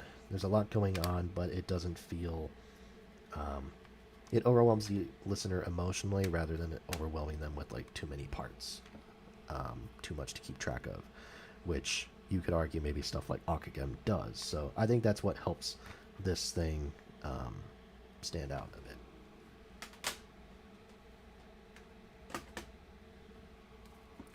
Tallis again, the Tallis Scholars, I should say, sorry. Um, Tallis Scholars sing William Byrd. This is a 2 CD collection of what's technically, I guess, 2 different albums. Um, I think it might be actually a compilation of stuff that's in like 3 different albums. They've kind of released and re-released this stuff a little bit, so it's a bit hard to keep track of. But this compilation contains a bunch of different sacred works that Byrd wrote, and it also contains his 3 masses: the mass for 5 voices, the mass for 4 voices, and the mass for 3 voices. Um, Between the 3, they're all great in their own way. It's interesting to see what Byrd does. Again, he's setting the same exact text, just for multiple different voices. So you get a little insight into how the compositional process differs from between each of these different things. Um, I think the 4 voice one, which is funny because it's right in the middle, I think it's the most balanced of the bunch. So that's the one that stood out to me as I think his finest work. But there's a lot to like here overall.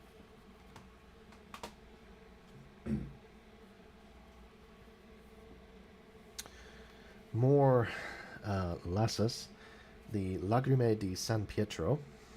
There we go. As recorded by the Ars Nova Ensemble. 20 different madrigals contained here. Spiritual madrigals, mind you. Most madrigals were sacred things. These are spiritual. This was actually, well, for one thing, I think this might be Lassus's greatest work. And I don't just say that because this was the last thing he worked on before he died, though it certainly makes a great epitaph. It just feels like a summary of everything that he did, which is mighty hard to do for a guy who was as versatile as he was. Yeah, I think, you got the chromaticism, you got the emotion, you got the beauty, the spirituality. Everything that you want is in here. And yeah, I would say if I were to recommend a starting point for Lassus, I would start with this work right here.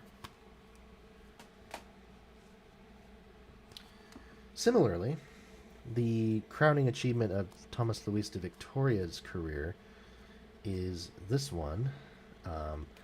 This is the Choir of Westminster Cathedral's recording of his Requiem. This is a 30th anniversary release, which I found at a Half Price Books for like $5, and it wasn't on clearance.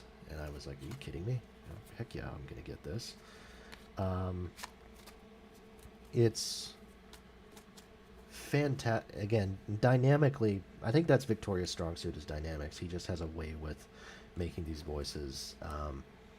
The turbulence of the emotions that he's writing about just really come out. It's really stupendous stuff. And the Requiem, in this case, it's literally, it's foreshadowing his own death, in a way. And in his case, he was actually writing it about his employer, his patron, if you will. So it's an epitaph for her that ended up being an epitaph for him. So the sorrows can be applied both ways. It's a terrific work. We're getting into some stuff that's really, really powerful as we get kind of close to the turn of the 17th century here.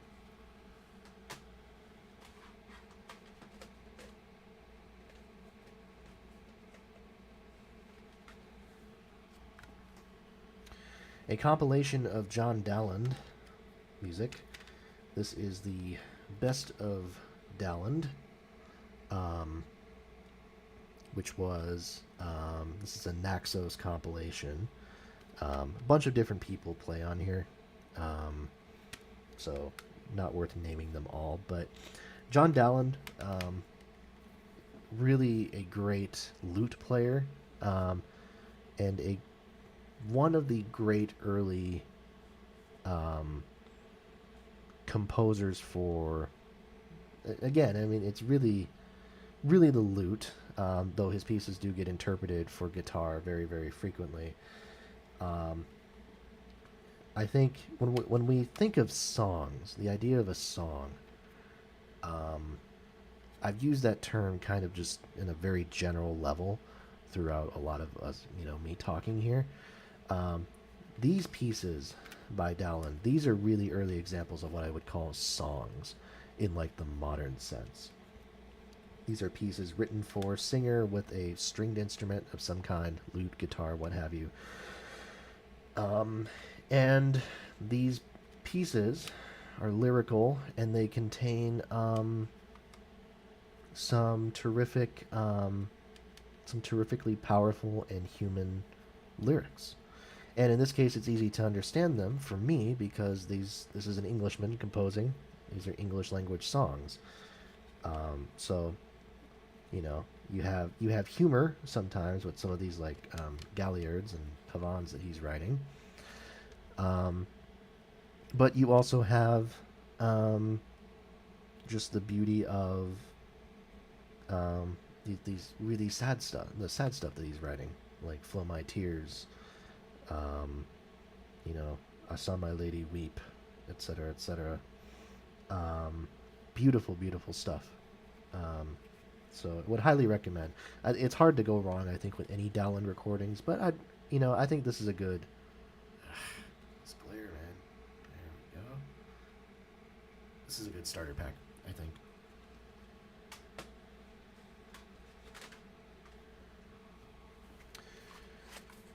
A few selections from Giovanni Gabrieli.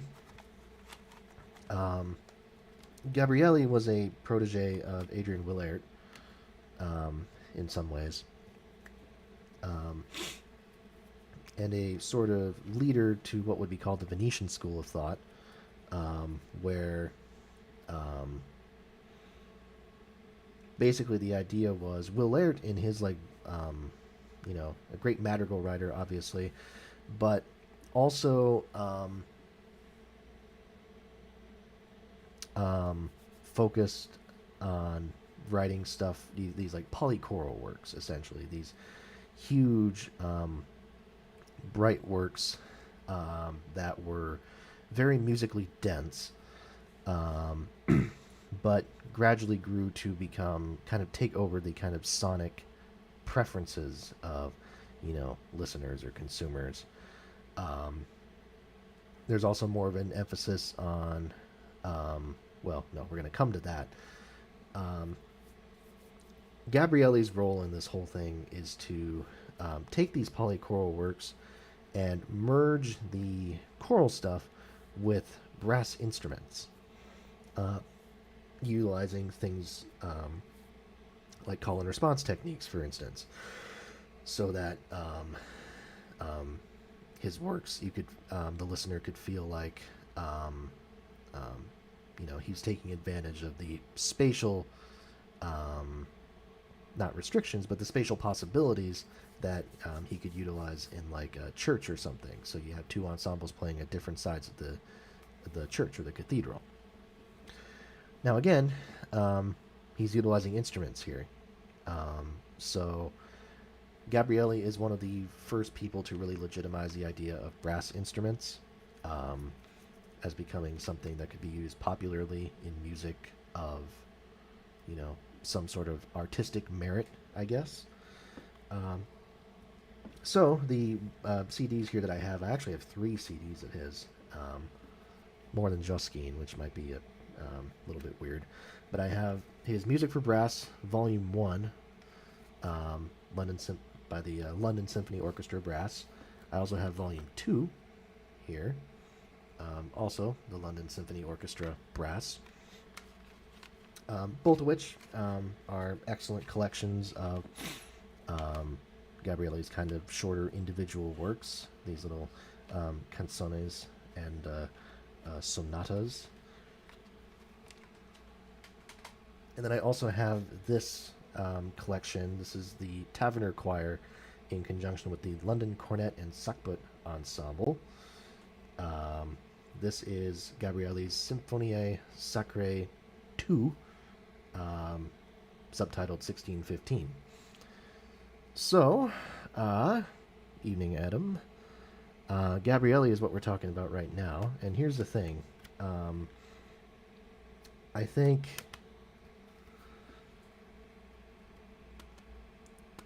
I think Gabrielli's influence, just in general, is sort of um, understated outside of the world of music history classrooms because I haven't used the term yet, but Gabrielli is getting into what what would we know today as the Baroque period in classical music. So we really see that transition out of the Renaissance and into the Baroque, with this emphasis on larger, brighter textures, introducing instrumentation into the fray and making that more acceptable. Um, and Gabrielli spearheads that a lot, especially on the instrumental side of things. Um, and yet, I think when you read about him a little bit, he's considered sort of a B tier composer, um, in the grand scheme of even just the Baroque period. So um, I'm someone who I was talking about this with, I think it was Thomas Tallis earlier, um, but Gabrielli is someone who needs a little bit of a contemporary revisiting, in my opinion.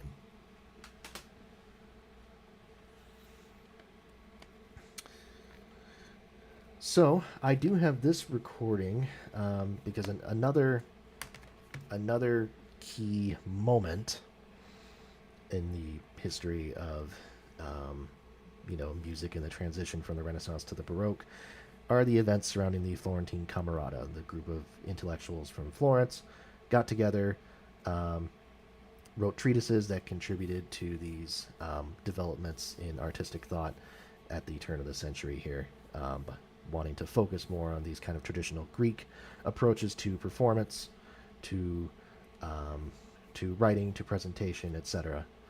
With that, I talked earlier about how polyphony was in vogue, but there were certain crowds who were growing tired of it, perhaps just a little bit.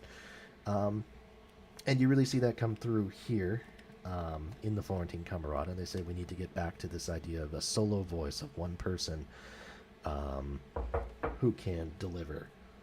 Um, and yeah, give me 1 second here.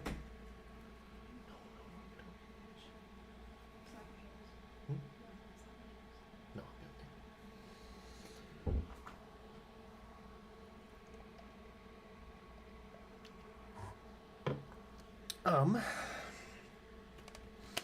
So let's see. Threw me off there. So with the ensemble, yeah. So the emphasis on solo melodic lines here. Um, so the result is there's that mixture of the solo lines, and then the also wanting to bring back these traditional ideas of Greek stage presentation and whatnot. So the result of this combination is a genre called opera, which we're all well familiar with, and we're going to get to know a lot better as we continue further on. This is one of the very few recordings of the first ever opera, the first complete opera that we know of.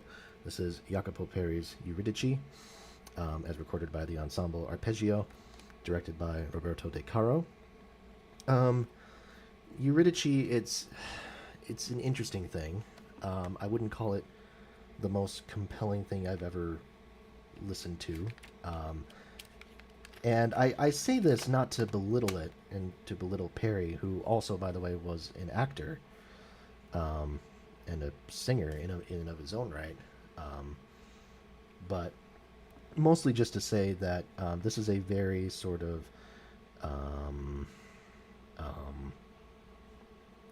do you want to call it?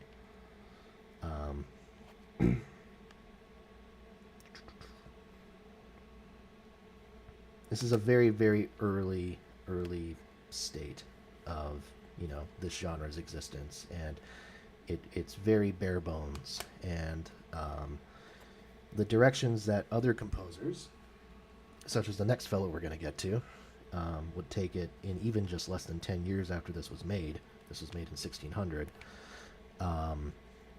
Pretty wild stuff. Pretty massive changes here. So that's why I can't give this thing a ton of attention. Just because, like I said, it's improved upon so quickly after the fact.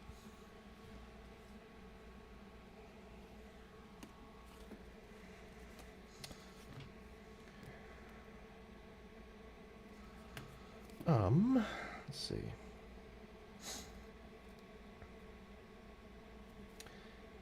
The other fellow that I'm going to talk about here is Claudio Monteverdi. This is his opera L'Orfeo, as recorded by John Eliot Gardiner.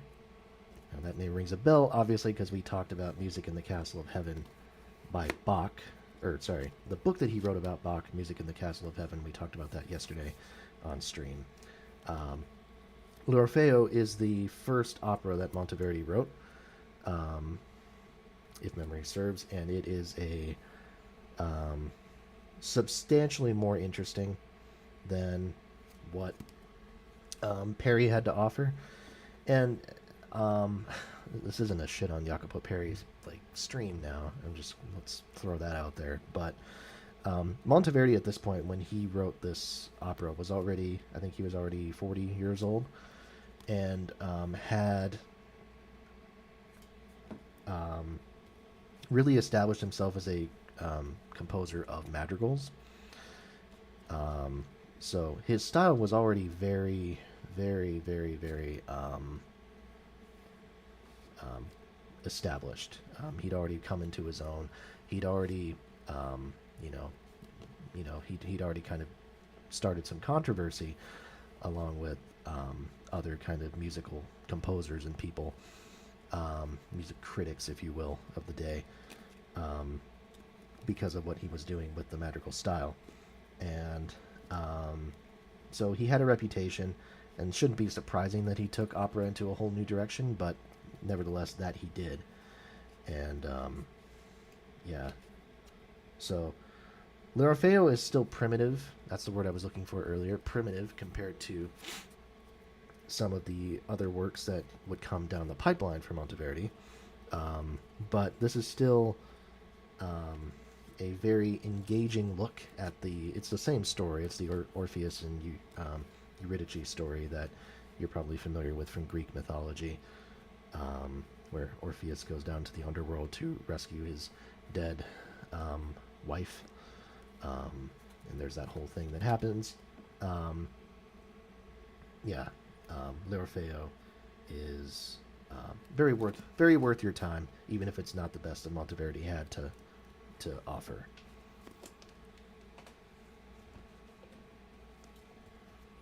This work, though, his Vespro della Beata Vergina from 1610, his Vespers setting. This is a tour de force, and it came out, I think he published it only about 2 or 3 years after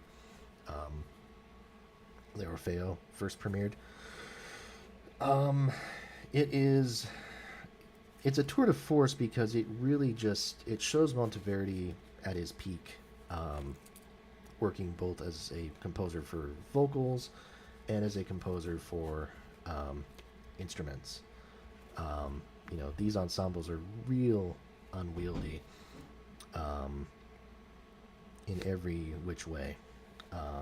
And there's a whole lot of different kind of arrangements and settings that he comes up with here that are really cool to sit with. So it's such a stylistically diverse and creative collection of material. And the Virgin here by La Capella Real, directed by Jordi Savall, is very, very portrays everything well.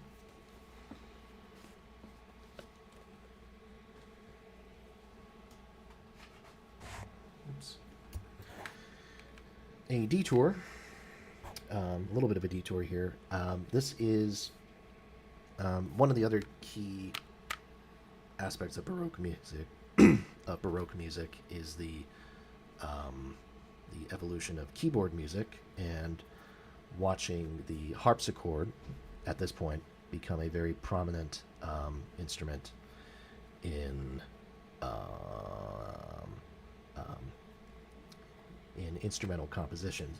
You see sort of traces of this at the very end of the Renaissance, but it's with composers such as this fellow, Girolamo Frescobaldi.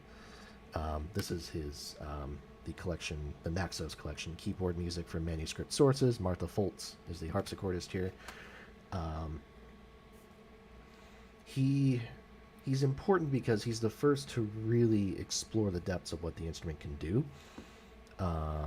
So the result is there's an evolution from the keyboard just being a music of accompaniment that's playing like block chords and things like that, and writings for the keyboards being very, very reminiscent in a lot of ways to how you would write for choral music. In this case, Frescobaldi understands what the keyboard specifically can do that other instruments can't, and he really plays with that. He helps its strengths shine. So there's more dynamics, there's more experimentation with tempos, and more experimentation with kind of more complex, like right hand figures, things like that. And there's also an emphasis on the performance aspect of things, because something you'll run into with a lot of this keyboard music is a lot of this stuff is transcriptions of what were improvised, generally considered improvised patterns. You know, Frescobaldi's experimentations with tempo are really, you know, they really jar with what the Renaissance's kind of idea of tempo was. Renaissance understood it as a very set, rigid thing that was fixed. It didn't move. And these keyboard performances now were sort of, you know, slowing down and speeding up. They're really like, you know, there's a level of interpretation with the tempo that wasn't there before, which I think is really interesting. So Frescobaldi is another composer who I think has outsized importance to the development of Western music and needs more attention than what he receives currently. More Monteverdi. So the development of opera, you got to understand what opera, its evolution. It started out as something that was performed in courts, in the courts of nobility. So this was still a very small scale performance. So when we talk about the Jacopo Peri, when we talk about L'Orfeo by Monteverdi and maybe some of his other early works, we're talking about these very small scale performances that wouldn't have had a ton of actors, that wouldn't have had a ton of musicians either. Over time, there was the realization that money could be made from this. These were very popular in royal courts. They said, well, why don't we make it visible to the public? Why don't we make it a grander space? The Teatro San Cassiano opens in 1637 in Mantua, I believe, and it was the first ever, you know, public opera performing space, the first ever opera house, and its premiere, it was a success pretty much overnight, and you know, it started, you know, opera houses started popping up all over the place. They became revenue generators for their respective cities, and this meant that the ensembles, both on stage and in the proverbial orchestral pit, if you will. I don't think that's what they were called in those days, but, you know, these ensembles in general could be much larger. And so, you know, Monteverdi took advantage of this. And there's only 3 operas that have survived in totality from Monteverdi. The very last one of the bunch is this one. I mentioned this yesterday when talking about the Monteverdi book, L'Incurazione di Poppea. Again, John Eliot Gardiner with the English Baroque soloists here. It's a stunning piece, um, really um, grand, and you see Monteverdi, starting to put emphasis on giving his singers time to flourish. Um, um, and whether that's with more complex recitatives, so recitatives more kind of speech style singing where the rhythms are singing are more conducive to what you would expect in speech. Arias are the kind of the grand, when you think of the grandeur of operas, the operatic divas, if you will, that's the aria. Monteverdi is playing with these forms and really distinguishing them, each of them from one another. um, and the result is something just impossibly grand. It's a fantastic piece, and again, these, it's weird to listen to these on just as music. Um, right now, that's what I'm planning on doing, and I'm okay with continuing to do that. But these are works that admittedly should be experienced on the stage primarily, or if you have recordings or DVDs that you can find, that works as well.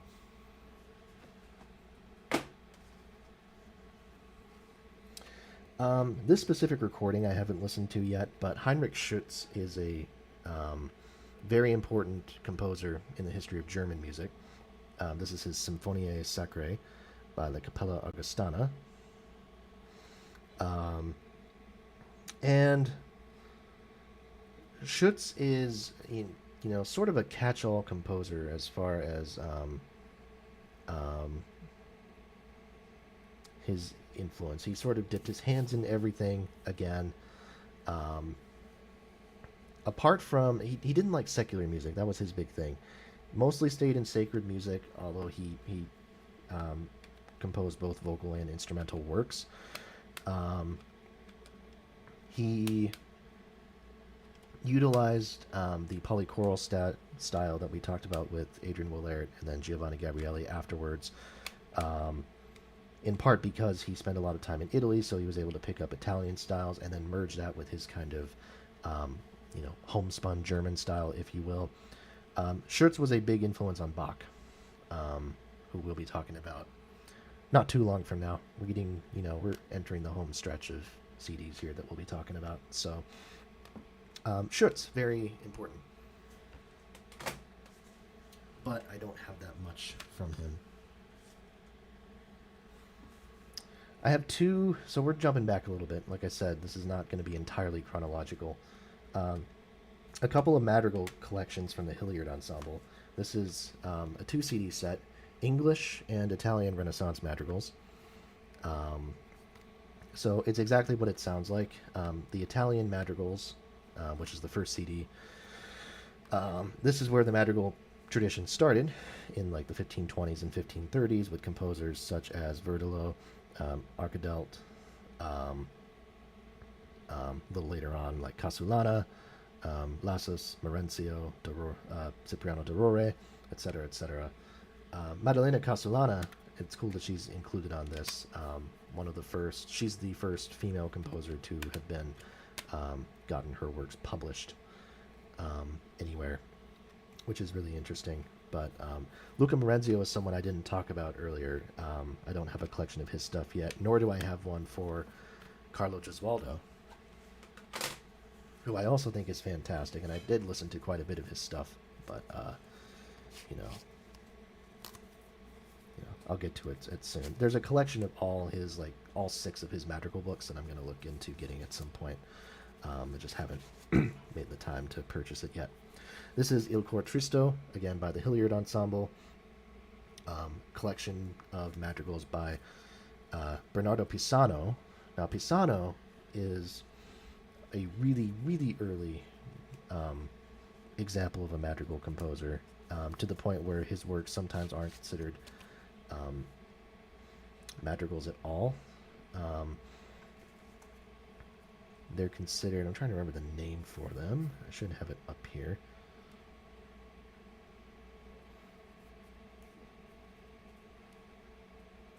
The Frottola, that's what it is, yeah.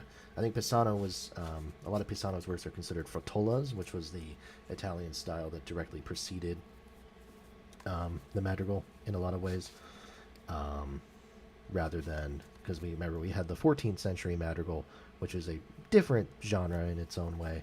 The 16th century madrigal sort of emerges independently, more so from the frotola, uh, which was a sort of, which existed at the same time as the original madrigal, but was kind of a contrasting genre.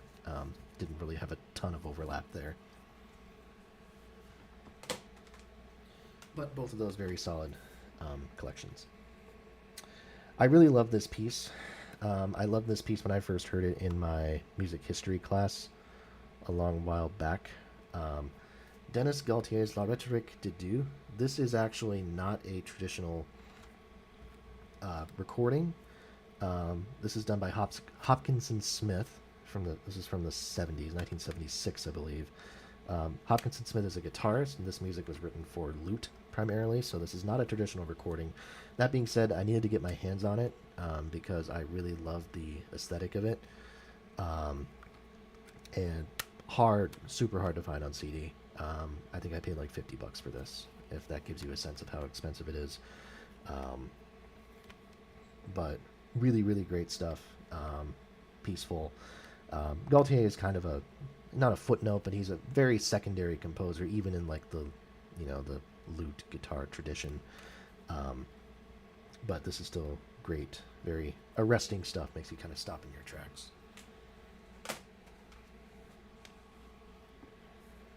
All right. I need to double check to make sure I get every part of this guy's name right. Yeah, Heinrich Ignaz Franz Bieber, the Mystery Sonatas, also known as Die Rosenkranz Sonaten. This is John Holloway is the violinist here. It's a collection of violin sonatas from 1676, I believe, is when these were written. But they sound so mature that you would think that you'd be forgiven for thinking they could have come out at the time of Vivaldi, or even, or like some of the stuff Bach was doing at the time. It sounds ahead of its time, and the violin is asked to do some interesting things here. Really, we haven't talked really hardly at all about stringed instruments that aren't plucked, like the bowed stringed instruments. But stuff like this, I'm not going to attribute Bieber to being the prime reason that it rose in stature, but he was certainly a part of that, and and in featuring the violin as a solo instrument, and just talking about the sonata as a format, this idea that we're featuring one instrument independently and giving it that time to feature. Really cool. This is a 2 CD set. There's a lot of music on here, so you will have a great deal of fun with everything that's included here. Some great performances as well.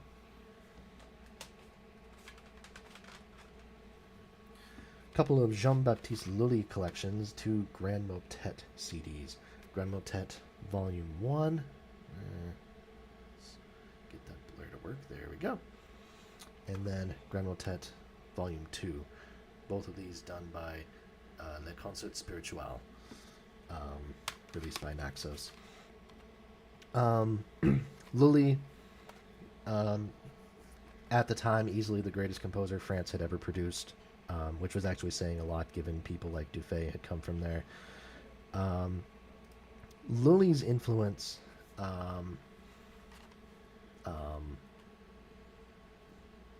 it goes outside. It extends outside of France, because not only does he typify these like nationalistic ideas in there, but he also extends it one step further and actually helped make these ideas apply not just to France but to the Baroque era at large. When you think of the Baroque aesthetic, these kind of grand, brassy, brass focused, bright, musical arrangements, the types of stuff that you'll see Handel do later with like his music for the Royal Fireworks or whatever. You think of Lully, you think of these specific like works, these grand motets, The whole point is to focus on these very kind of bright and vibrant brass melodies, um, and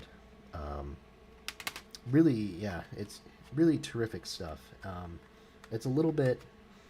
I think the only criticism I have, and this is maybe a more personal criticism than anything, is that it's a little bit sugary. Um, I don't necessarily. I can't listen to a ton of it at any given time because it is so. Um, at least the grand motets are not willing to get dark necessarily. A lot of this is very bright. It's meant to dance to. It's meant to be played in courts. So, how could you get too dark? Um, how could you ever dare to have it get dark? But I digress. Dietrich Buxtehude is how I'm going to assume it's pronounced. This is Organ Music Volume 1, with Volker Ellenberger is the performer here. Very, very important composer and performer of the organ. He he stationed himself in this town of Lübeck in, I believe, northern Germany. Yep, northern Germany. And had such an outsized influence on northern German organ music that there's a famous story about Johann Sebastian Bach when he's 20, making the trip up there by foot to meet him, which I think he was unsuccessful for a while, but I think they did end up connecting. I can't remember the whole story, but very, very important, and definitely I think his best compositions are the keyboard ones. He did do a lot of vocal music, which I have listened to some of as well. But yeah, the most interesting stuff is his organ works. Again, we go back to what I was talking about earlier, where these keyboard compositions are a lot of times the transcriptions of what were originally going to be improvisations, these little like preludes to more traditional, services at churches and things like that. So you see that with like Frescobaldi, who I mentioned before, Buxtehude, you see that with as well. And you see that kind of progressed upon and developed a little bit more.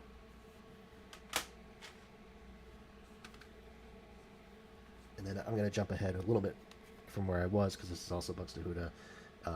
This is an example of his vocal work, which I didn't like quite as much, but the Membra Jesu Nostri by the Concerto Vocale, directed by Rene Jacobs. Again, it's nice, but I think he was a natural keyboard composer, so I prefer that generally. All right. Pachelbel, Johann Pachelbel. This is a collection of chamber music, performed by the London Baroque. So this includes a bunch of sonatas and partitas, and then at the very end contains the famous canon and gigue, in the way that it was originally meant to be performed. Which, to me, I think if you listen to it that way, is kind of a revelation. Now, the canon and gigue, I think it's well known, was not, it was sort of, I don't think it was ever even published, if my memory is correct. I believe it was one of those things that was discovered later on, and then by chance it was included on a one recording of Pachelbel's works and got insanely popular due to its usage in a movie or something, which is why we know it and why it's so famous today. But yeah, but it's an afterthought in his catalog. But generally speaking, his work, which typified southern Germany's keyboard music, is a little bit less. I don't want to say it drags less, because actually the interpretation here is pretty upbeat of the canon and gigue, but it's more stimulating in some ways, which is nice. Back to Lully. This is Armida, one of his operas, actually his most famous opera. as recorded by the Collegium Vocale, directed by Philipp Herwig. This was premiered in 1686, about a year or so before Lully died, and his developments, his kind of place in the evolution of opera is interesting because French opera was a very separate thing from what Italian opera was doing, and there's evidence that there's some sort of like cross influence there, but I don't think it's super prevalent. Um, Armida is interesting because this thing actually deals with a lot of darkness, uh, which is interesting um, because I talked about how how bright and happy sounding seemingly the grand motets are. Um, the but this one is a very like I said, a darker theme, even with its kind of dance interludes and stuff. The soprano part that he writes here is fantastic. I think indicative of kind of the complex roles that he was giving. Um, so, in that sense, even if Lully's operas didn't necessarily have an outsized influence on the development of operas to come, it's still important for proving how opera was willing to explore these darker themes and other forms of music weren't up to the task, which I think is cool.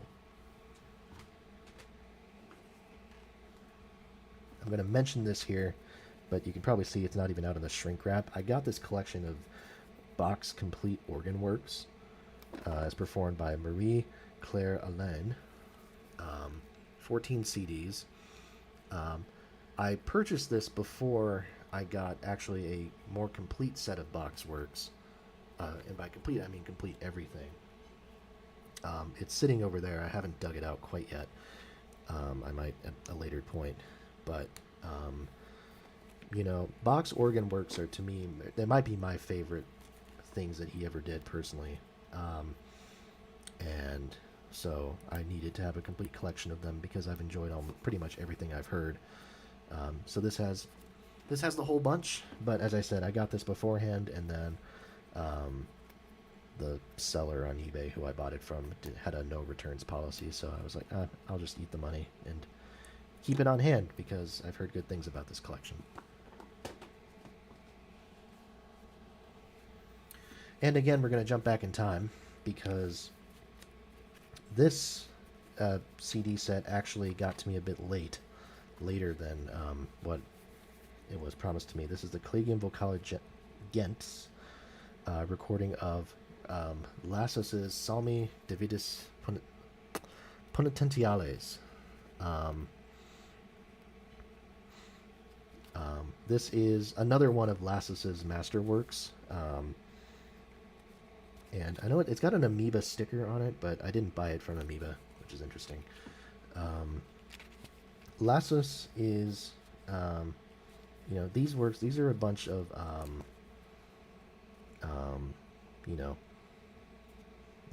these are settings of psalms. Each of these tracks is, tracks. Each of these psalm settings is about, recording wise, probably about 15 to 20 minutes long, if that gives you a sense of how grand the scope is of these works. And yeah, it's powerful. It's powerful stuff. Again, shows Lassus's grasp of dynamics in an interesting way, and doesn't have the sense of finality that the Lacrime di San Pietro did, but it does pack quite the emotional wallop. The setting of De Profundis is the highlight of this collection, and definitely the most popular piece on here.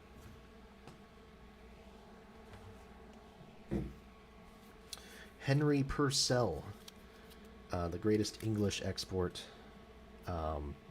For a long time, people said the greatest composer England ever knew.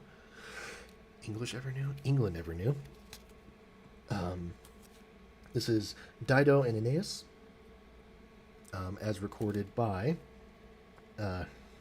a bunch of people, the Concert d'Estrée, in collaboration with European Voices, and directed by Emmanuel Haim. Um, Dido and Aeneas is essentially a mini opera. So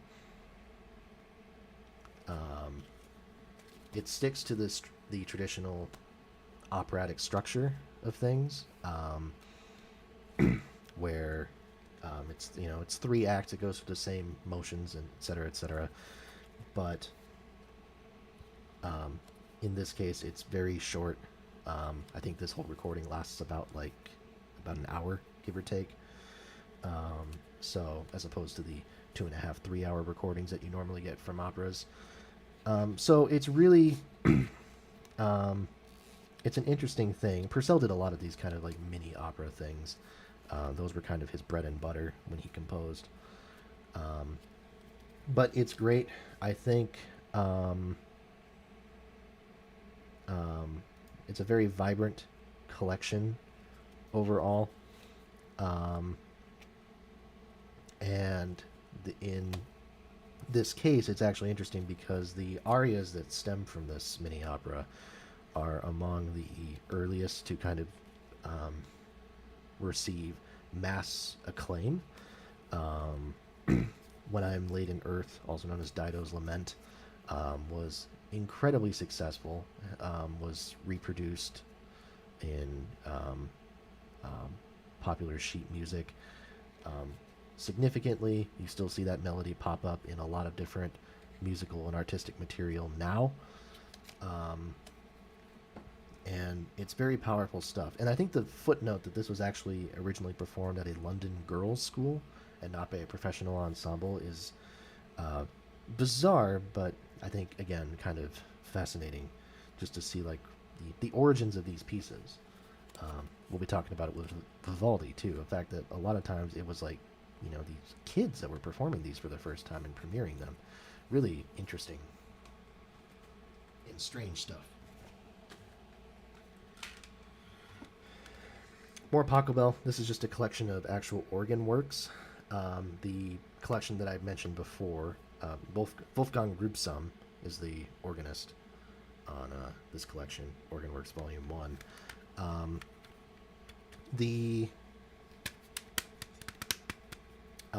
The previous CD of Pachelbel's that I mentioned was specifically like chamber works. This is where I needed to have a collection of his organ works.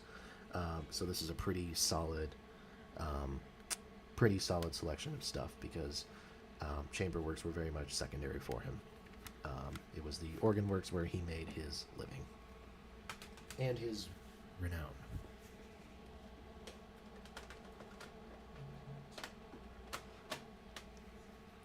Some Vivaldi for you. The Concerti L'Estro Armonico, his Opus 3, which is probably his strongest selection of concertos. So the concerto style,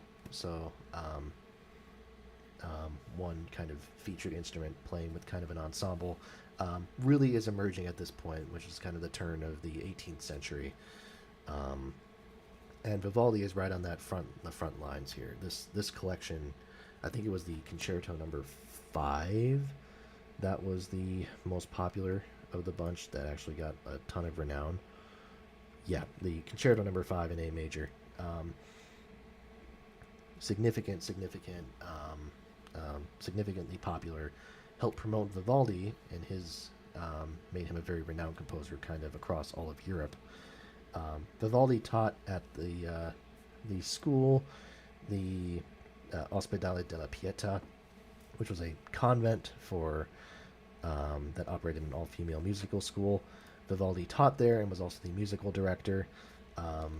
So these pieces, I was talking about this last night too. A lot of these pieces were premiered by the ensemble from the girls' school, which was so exceptional that it was renowned, that it was well known across all of Europe. This is the English concerts recording, so directed by Simon Standage is the premier violinist here. Trevor Pinnock is the musical director. You'll see Trevor Pinnock's name come up a few times more with the English concert, but superb collection. You could pick any one of these and have and enjoy yourself, because Vivaldi's melodies are just so vibrant. That's always what stuck out to me, even when I was a kid listening to like the Four Seasons and stuff. Um, that's what always stood out to me about his stuff.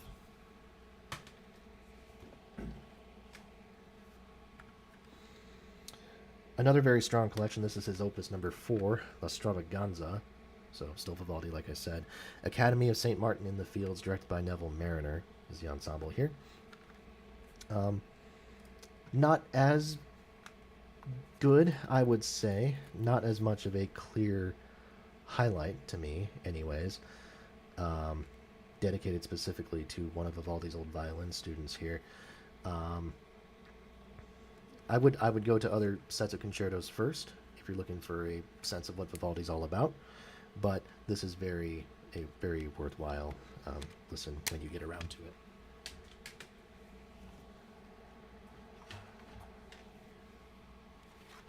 More Henry Purcell. This is kind of a collection of random things, 2 CD collection, recorded by um, the choir of Clare College, Cambridge, with kind of a miscellaneous group of other folks. So it's a collection of sacred music that he's done, as well as just secular songs. It also includes the entire funeral sentences for Queen Mary, which ended up, I think, being played at Purcell's own funeral, ironically.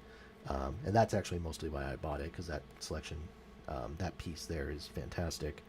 And it also contains selections from the play Diocletian and from the play Timon of Athens. So kind of a wide variety of different things. It's kind of a a grab bag of different shapes of Purcell. Really a tragic story, and Purcell's is one of the early examples of where you can see someone who's it's acknowledged that his life ended prematurely, and people show like clear regret for that. Even in his lifetime, people were talking about him as a lost talent, which foreshadows obviously what would happen with like Mozart down the road. Arcangelo Corelli. This is his most famous work, the 12 Concerti Grossi, Opus number 6, including the very famous Christmas Concerto, the G minor, number 8. Corelli is he's an interesting composer in that I think he knows how to work the entire ensemble a bit better than most. Um, and um, and as much as I think the Christmas Concerto is the highlight here, I think everything here is worth um, acknowledging and worth listening to. Um, I talk about these pieces having like direction. Again, we're in an era where we're on the cusp of really playing with this idea of functional harmony. Um, so, yeah, we're on the cusp of playing with actual like functional harmony. Um, Not really. We're not quite there yet because Bach is like such an important part of getting people there, but yeah, we're right on the cusp. But before we get back to Bach, we have Handel. This is Handel's Water Music. The English Concert again with Trevor Pinnock directing. Yeah, nothing really to say. I mean, Water Music is a great. There's three suites. It's well known, and yeah, I think they're all great in their own ways, and it's interesting to hear Handel's instrumental work because you see it with the music of the Royal Fireworks as well, which do I have that yet? I genuinely can't remember if I have music of the Royal Fireworks now, but it's interesting just because um, it's really obvious when like Handel is writing work that's meant to be played outside. That's kind of his like theme, is he's writing these big like festival works for instruments that are meant to be performed kind of um, outside, like, on the river or by the river while fireworks go off over the river, that type of thing. So it's hard for me not to picture the festival setting that's clearly supposed to be present there when I'm listening to these works. Um, so, very good stuff. All right, Bach time. This is the Academy of Ancient Music, directed by Christopher Hogwood, the Brandenburg Concertos. Um, Between all the Brandenburg Concertos, if you were to ask me my favorite, I would say probably the second one, which I think is the most famous one, anyways, because of that ridiculous trumpet part that it has. Um, the first movement made it onto the Voyager Golden Record, for God's sake. So I mean, that's got to say something. um, but all six concertos, in their own ways, I think are really excellent stuff. And and this recording, I mean, it advertises on the back that it's played on authentic instruments. Again, something I tried to value as much as I could when I was trying to find these recordings, but you're not going to get 100% accuracy here. But yeah, um, just I think these Brandenburg concertos, much like I think Lully's Grand Motets, they sort of represent the stereotype of how we view Baroque music, and as much as easy as it probably is to be tired of that, it's not hard to see why. These are just excellent um, melodic statements, um, and the interplay between the different instruments, I think, is just terrific. But the brass will get their moment, but the strings will get theirs, and then the keyboard, um, the harpsichord will get its moment. All terrific, all grand stuff. So highly recommend this specific collection as well.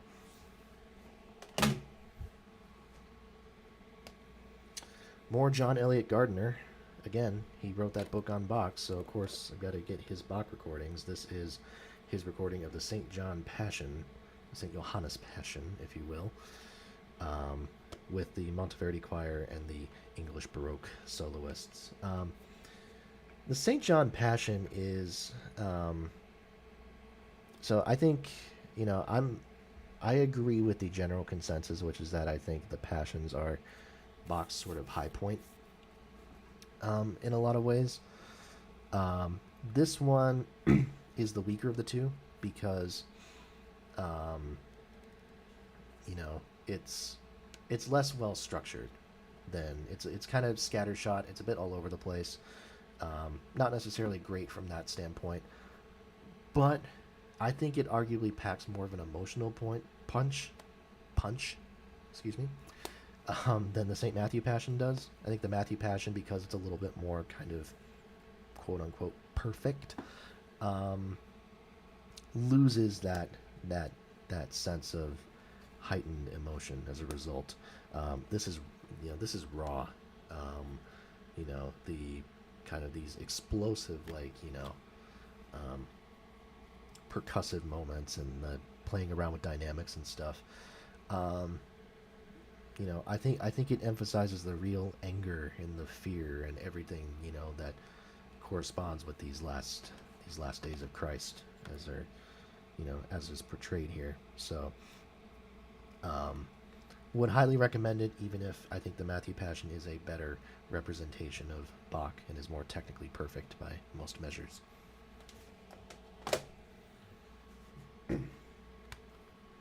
Okay. I actually haven't listened to this yet. This is just another thing I found at a Half Price Books. This is a Vivaldi's Gloria in D, which I believe, I think these are both collaborations, if I remember correctly. Vivaldi's Gloria in D, and then Bach's Magnificat in D. both of those pieces um, performed by the Scala Cantorum of Oxford and the Northern Chamber Orchestra here. Um, Vivaldi, the Gloria, I actually haven't. Both of these pieces are good. I wouldn't say these are top tier. They're not upper echelon pieces for either of these composers. Magnificat maybe comes closest, um, but they're both solid. And I actually don't think I've heard this specific recording though, so I can't comment on it. I've heard different recordings of both these pieces, but yeah, solid collections. Um, this one I got kind of scammed on. This was supposed to be a collection of great organ works by Bach, as performed by Virgil Fox, the great organist. However, instead, I got, let's see if you can see that. This is actually a compilation called The Very Best of Bach, that came out in the early 90s. It is most definitely not the same thing as the Virgil Fox recording. It's a more just kind of random, here's everything you know of, here's all the famous pieces you know of Bach performed by a bunch of different people. Not superb. So I was very unhappy. I did ask for my money back, but then they never responded to me, so I was like, whatever. It was cheap, so I don't care that much. Vivaldi, again. This is his opus number, oh gosh, I don't want to mess this up. I think it's opus number 8, excuse me. I would have messed it up. Opus number 8, Il Cemento dell'Armonia e dell'Invenzione. As performed, in this case, by Fabio Biondi. It's a feature with Europa Galante. This is the collection where the collection of 12 concertos, where the first 4 are the Le Quattro Stagioni, the 4 seasons, and they're the first 4 tracks in this 2C, or the first 4 included in this 2 CD collection. There's nothing that can be said about the 4 seasons that hasn't been said already. I know people who think it's overrated. I think that's a load of crap.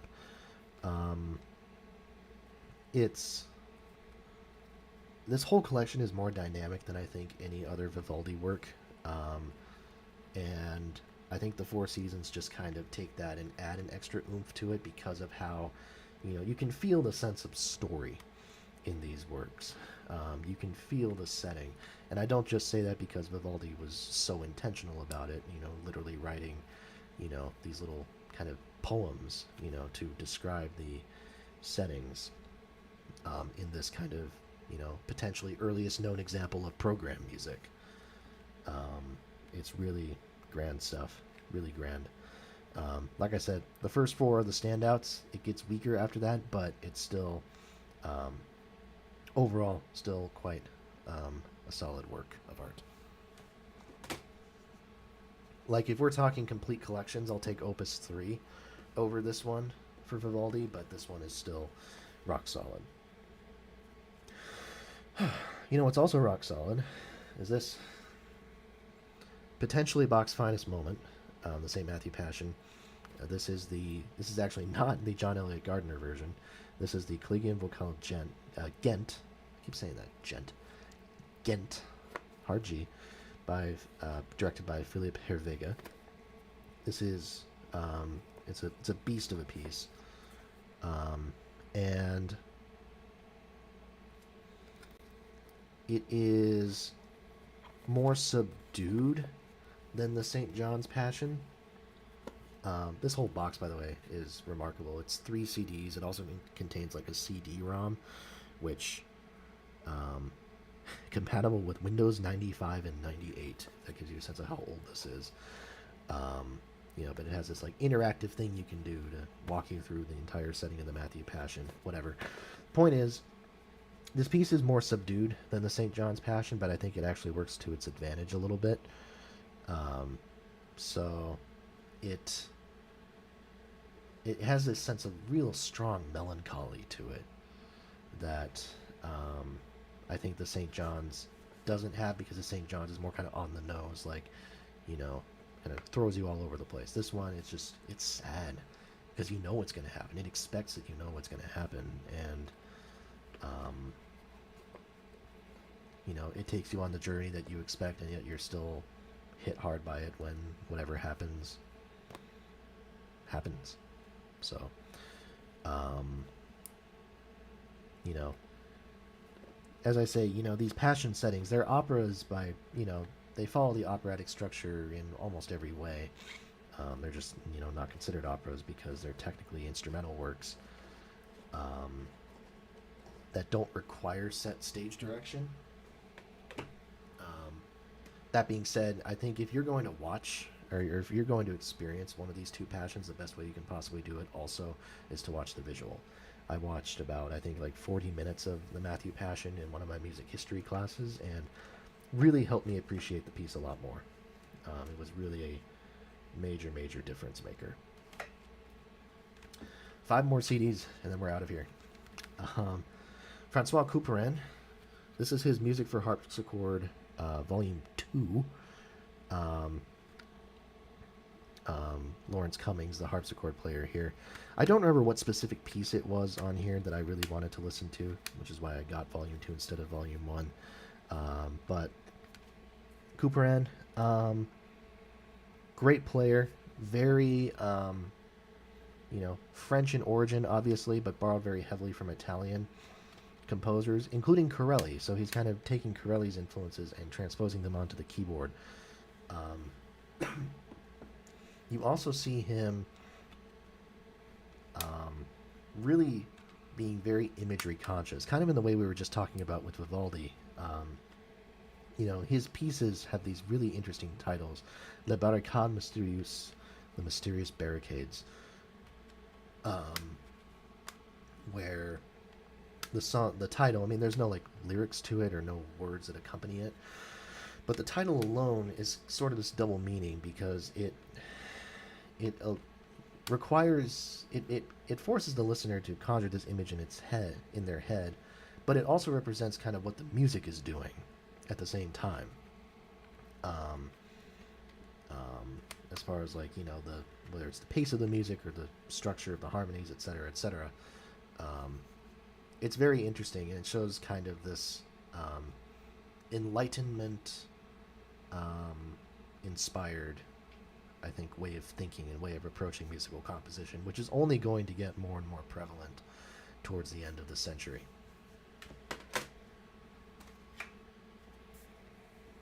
Pergolesi, another young one, 26 years old when he passed away in 1736. This is his Stabat Mater,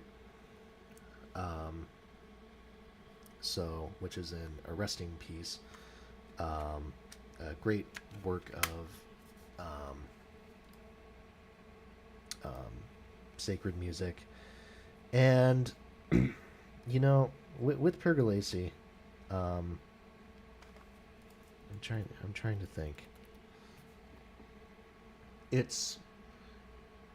He has a flair for the dramatic that I think in time maybe could have calmed itself a little bit. I think the works that I've heard of his, there's also, I don't have it, but La Serva Padrona, which is this kind of pseudo operatic stage thing. It was meant to be this like intermezzo, like piece that was played during an opera's intermission, and it ended up becoming insanely popular in and of its own right. You know, Pergolesi, you know, strikes me as a guy who was really starting to spread his wings and really trying to figure out what it is that he wanted to do.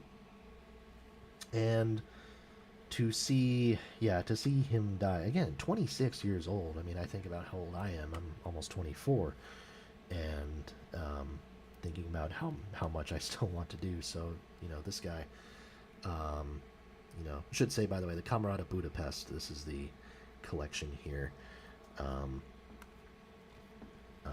The ensemble here. But yeah, it's one of those things where, like, do I think any of his works stand among the greatest works of the late Baroque period? I don't know if I would, but I don't think there's any doubt that he could have become a really fantastic composer in his own right if he had been given the chance, and he never was. All right. Handel, who's been pretty absent so far, but he comes back in a big way here. Um, like, just look at it. And how could you not? Handel's Messiah, the Academy and Chorus of St. Martin in the Fields, again, directed by Neville Mariner.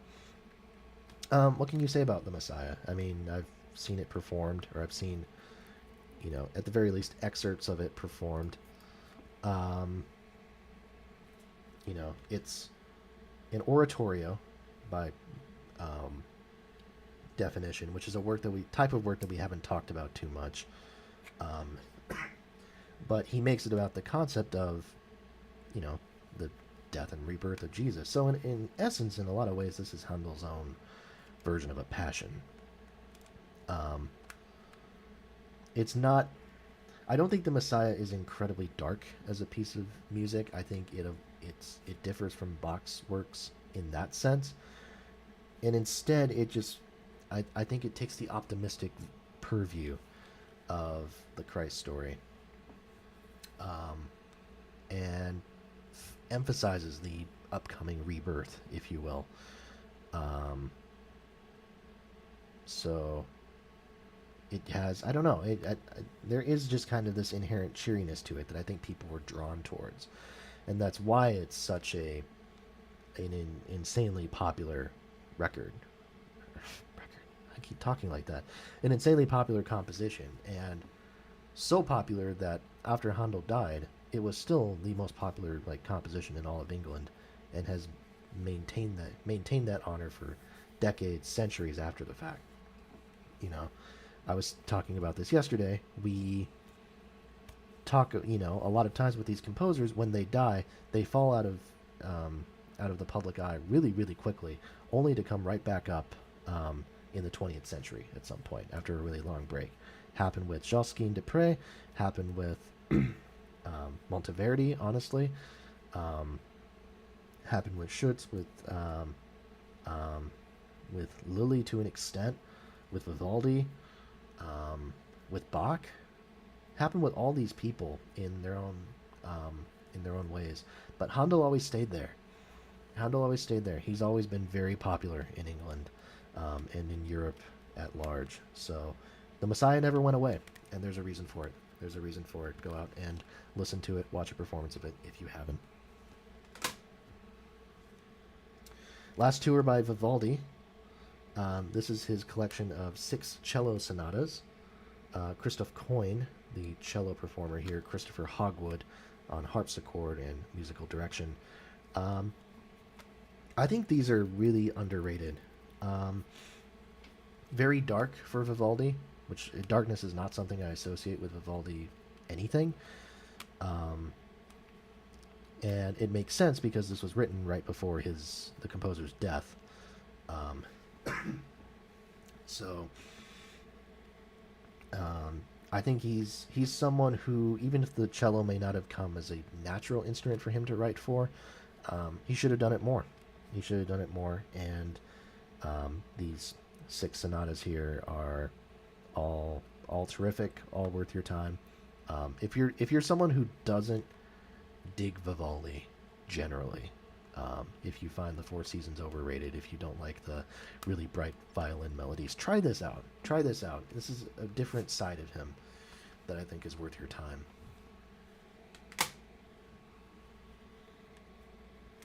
And then last of all, I'm going to bookend this. We started with a recording that I didn't listen to, and we're going to end with a recording that I haven't listened to yet. This is the La Magnifica Comunità recording of Vivaldi's 8 Concerti Solenni, the Otto Concerti Solenni, excuse me. This is, here's the CD for you. This was, I'm trying to remember which.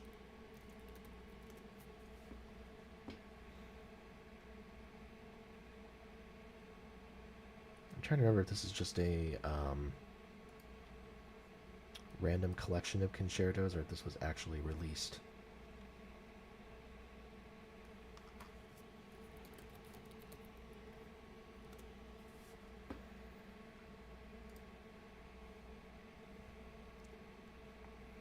Yeah, I think these were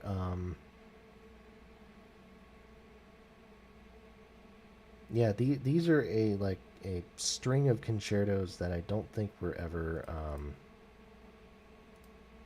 recorded properly. Because these are all advertised as the original recordings um, for each of these concertos, which I think is very interesting.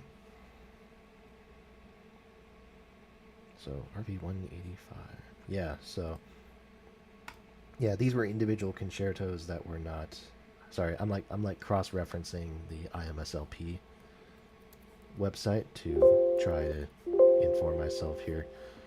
But yeah, most of these concertos are um, ones that were released kind of independently, or they've kind of leaked out independently and were never actually officially published. So, first recordings of any of these concertos. I got this at a half price clearance section, so I'll listen to these at some point. But it looks like a really well crafted and created release, so I'm happy to own it.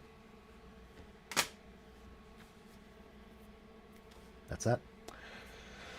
So, that is, like I said, that's not comprehensive. There's a few pieces that I did not talk about really at all. Um, like, for example, there's a lot of keyboard stuff from Bach that I didn't talk about, and that's because I haven't gone out of my way to purchase specific keyboard recordings for him yet. So, like the Well-Tempered Clavier, excuse me, the Goldberg variations, um, obviously Toccata and Fugue in D minor, the Great Organ Works.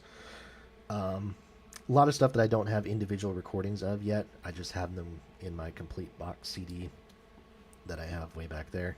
But yeah, that's all that I have. Oh, hang on one second.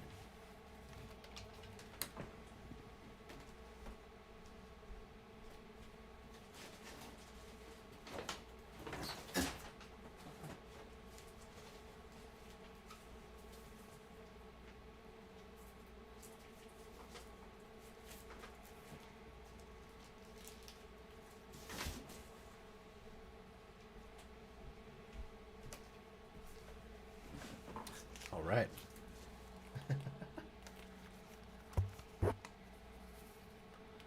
I knew that there was something I was forgetting. That's because I do have one thing on vinyl that I don't actually have on CD. Let's see if I can show it off here.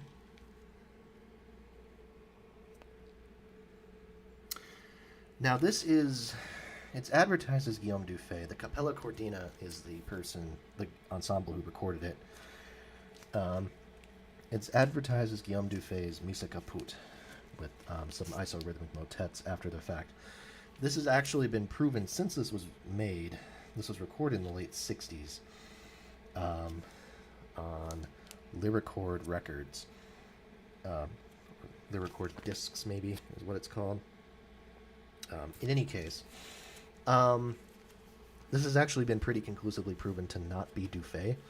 Since then, we don't actually know who the author of this is, but the Missa Caput is important because this is actually the first ever example of a cyclic mass, a standalone cyclic setting of the Mass Ordinary, which is really interesting. A really interesting kind of, relic to have.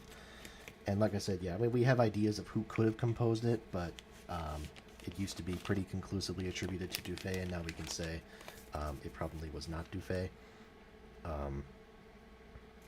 Maybe it could have been Dunstable. Other people think it was some other English composer from that era.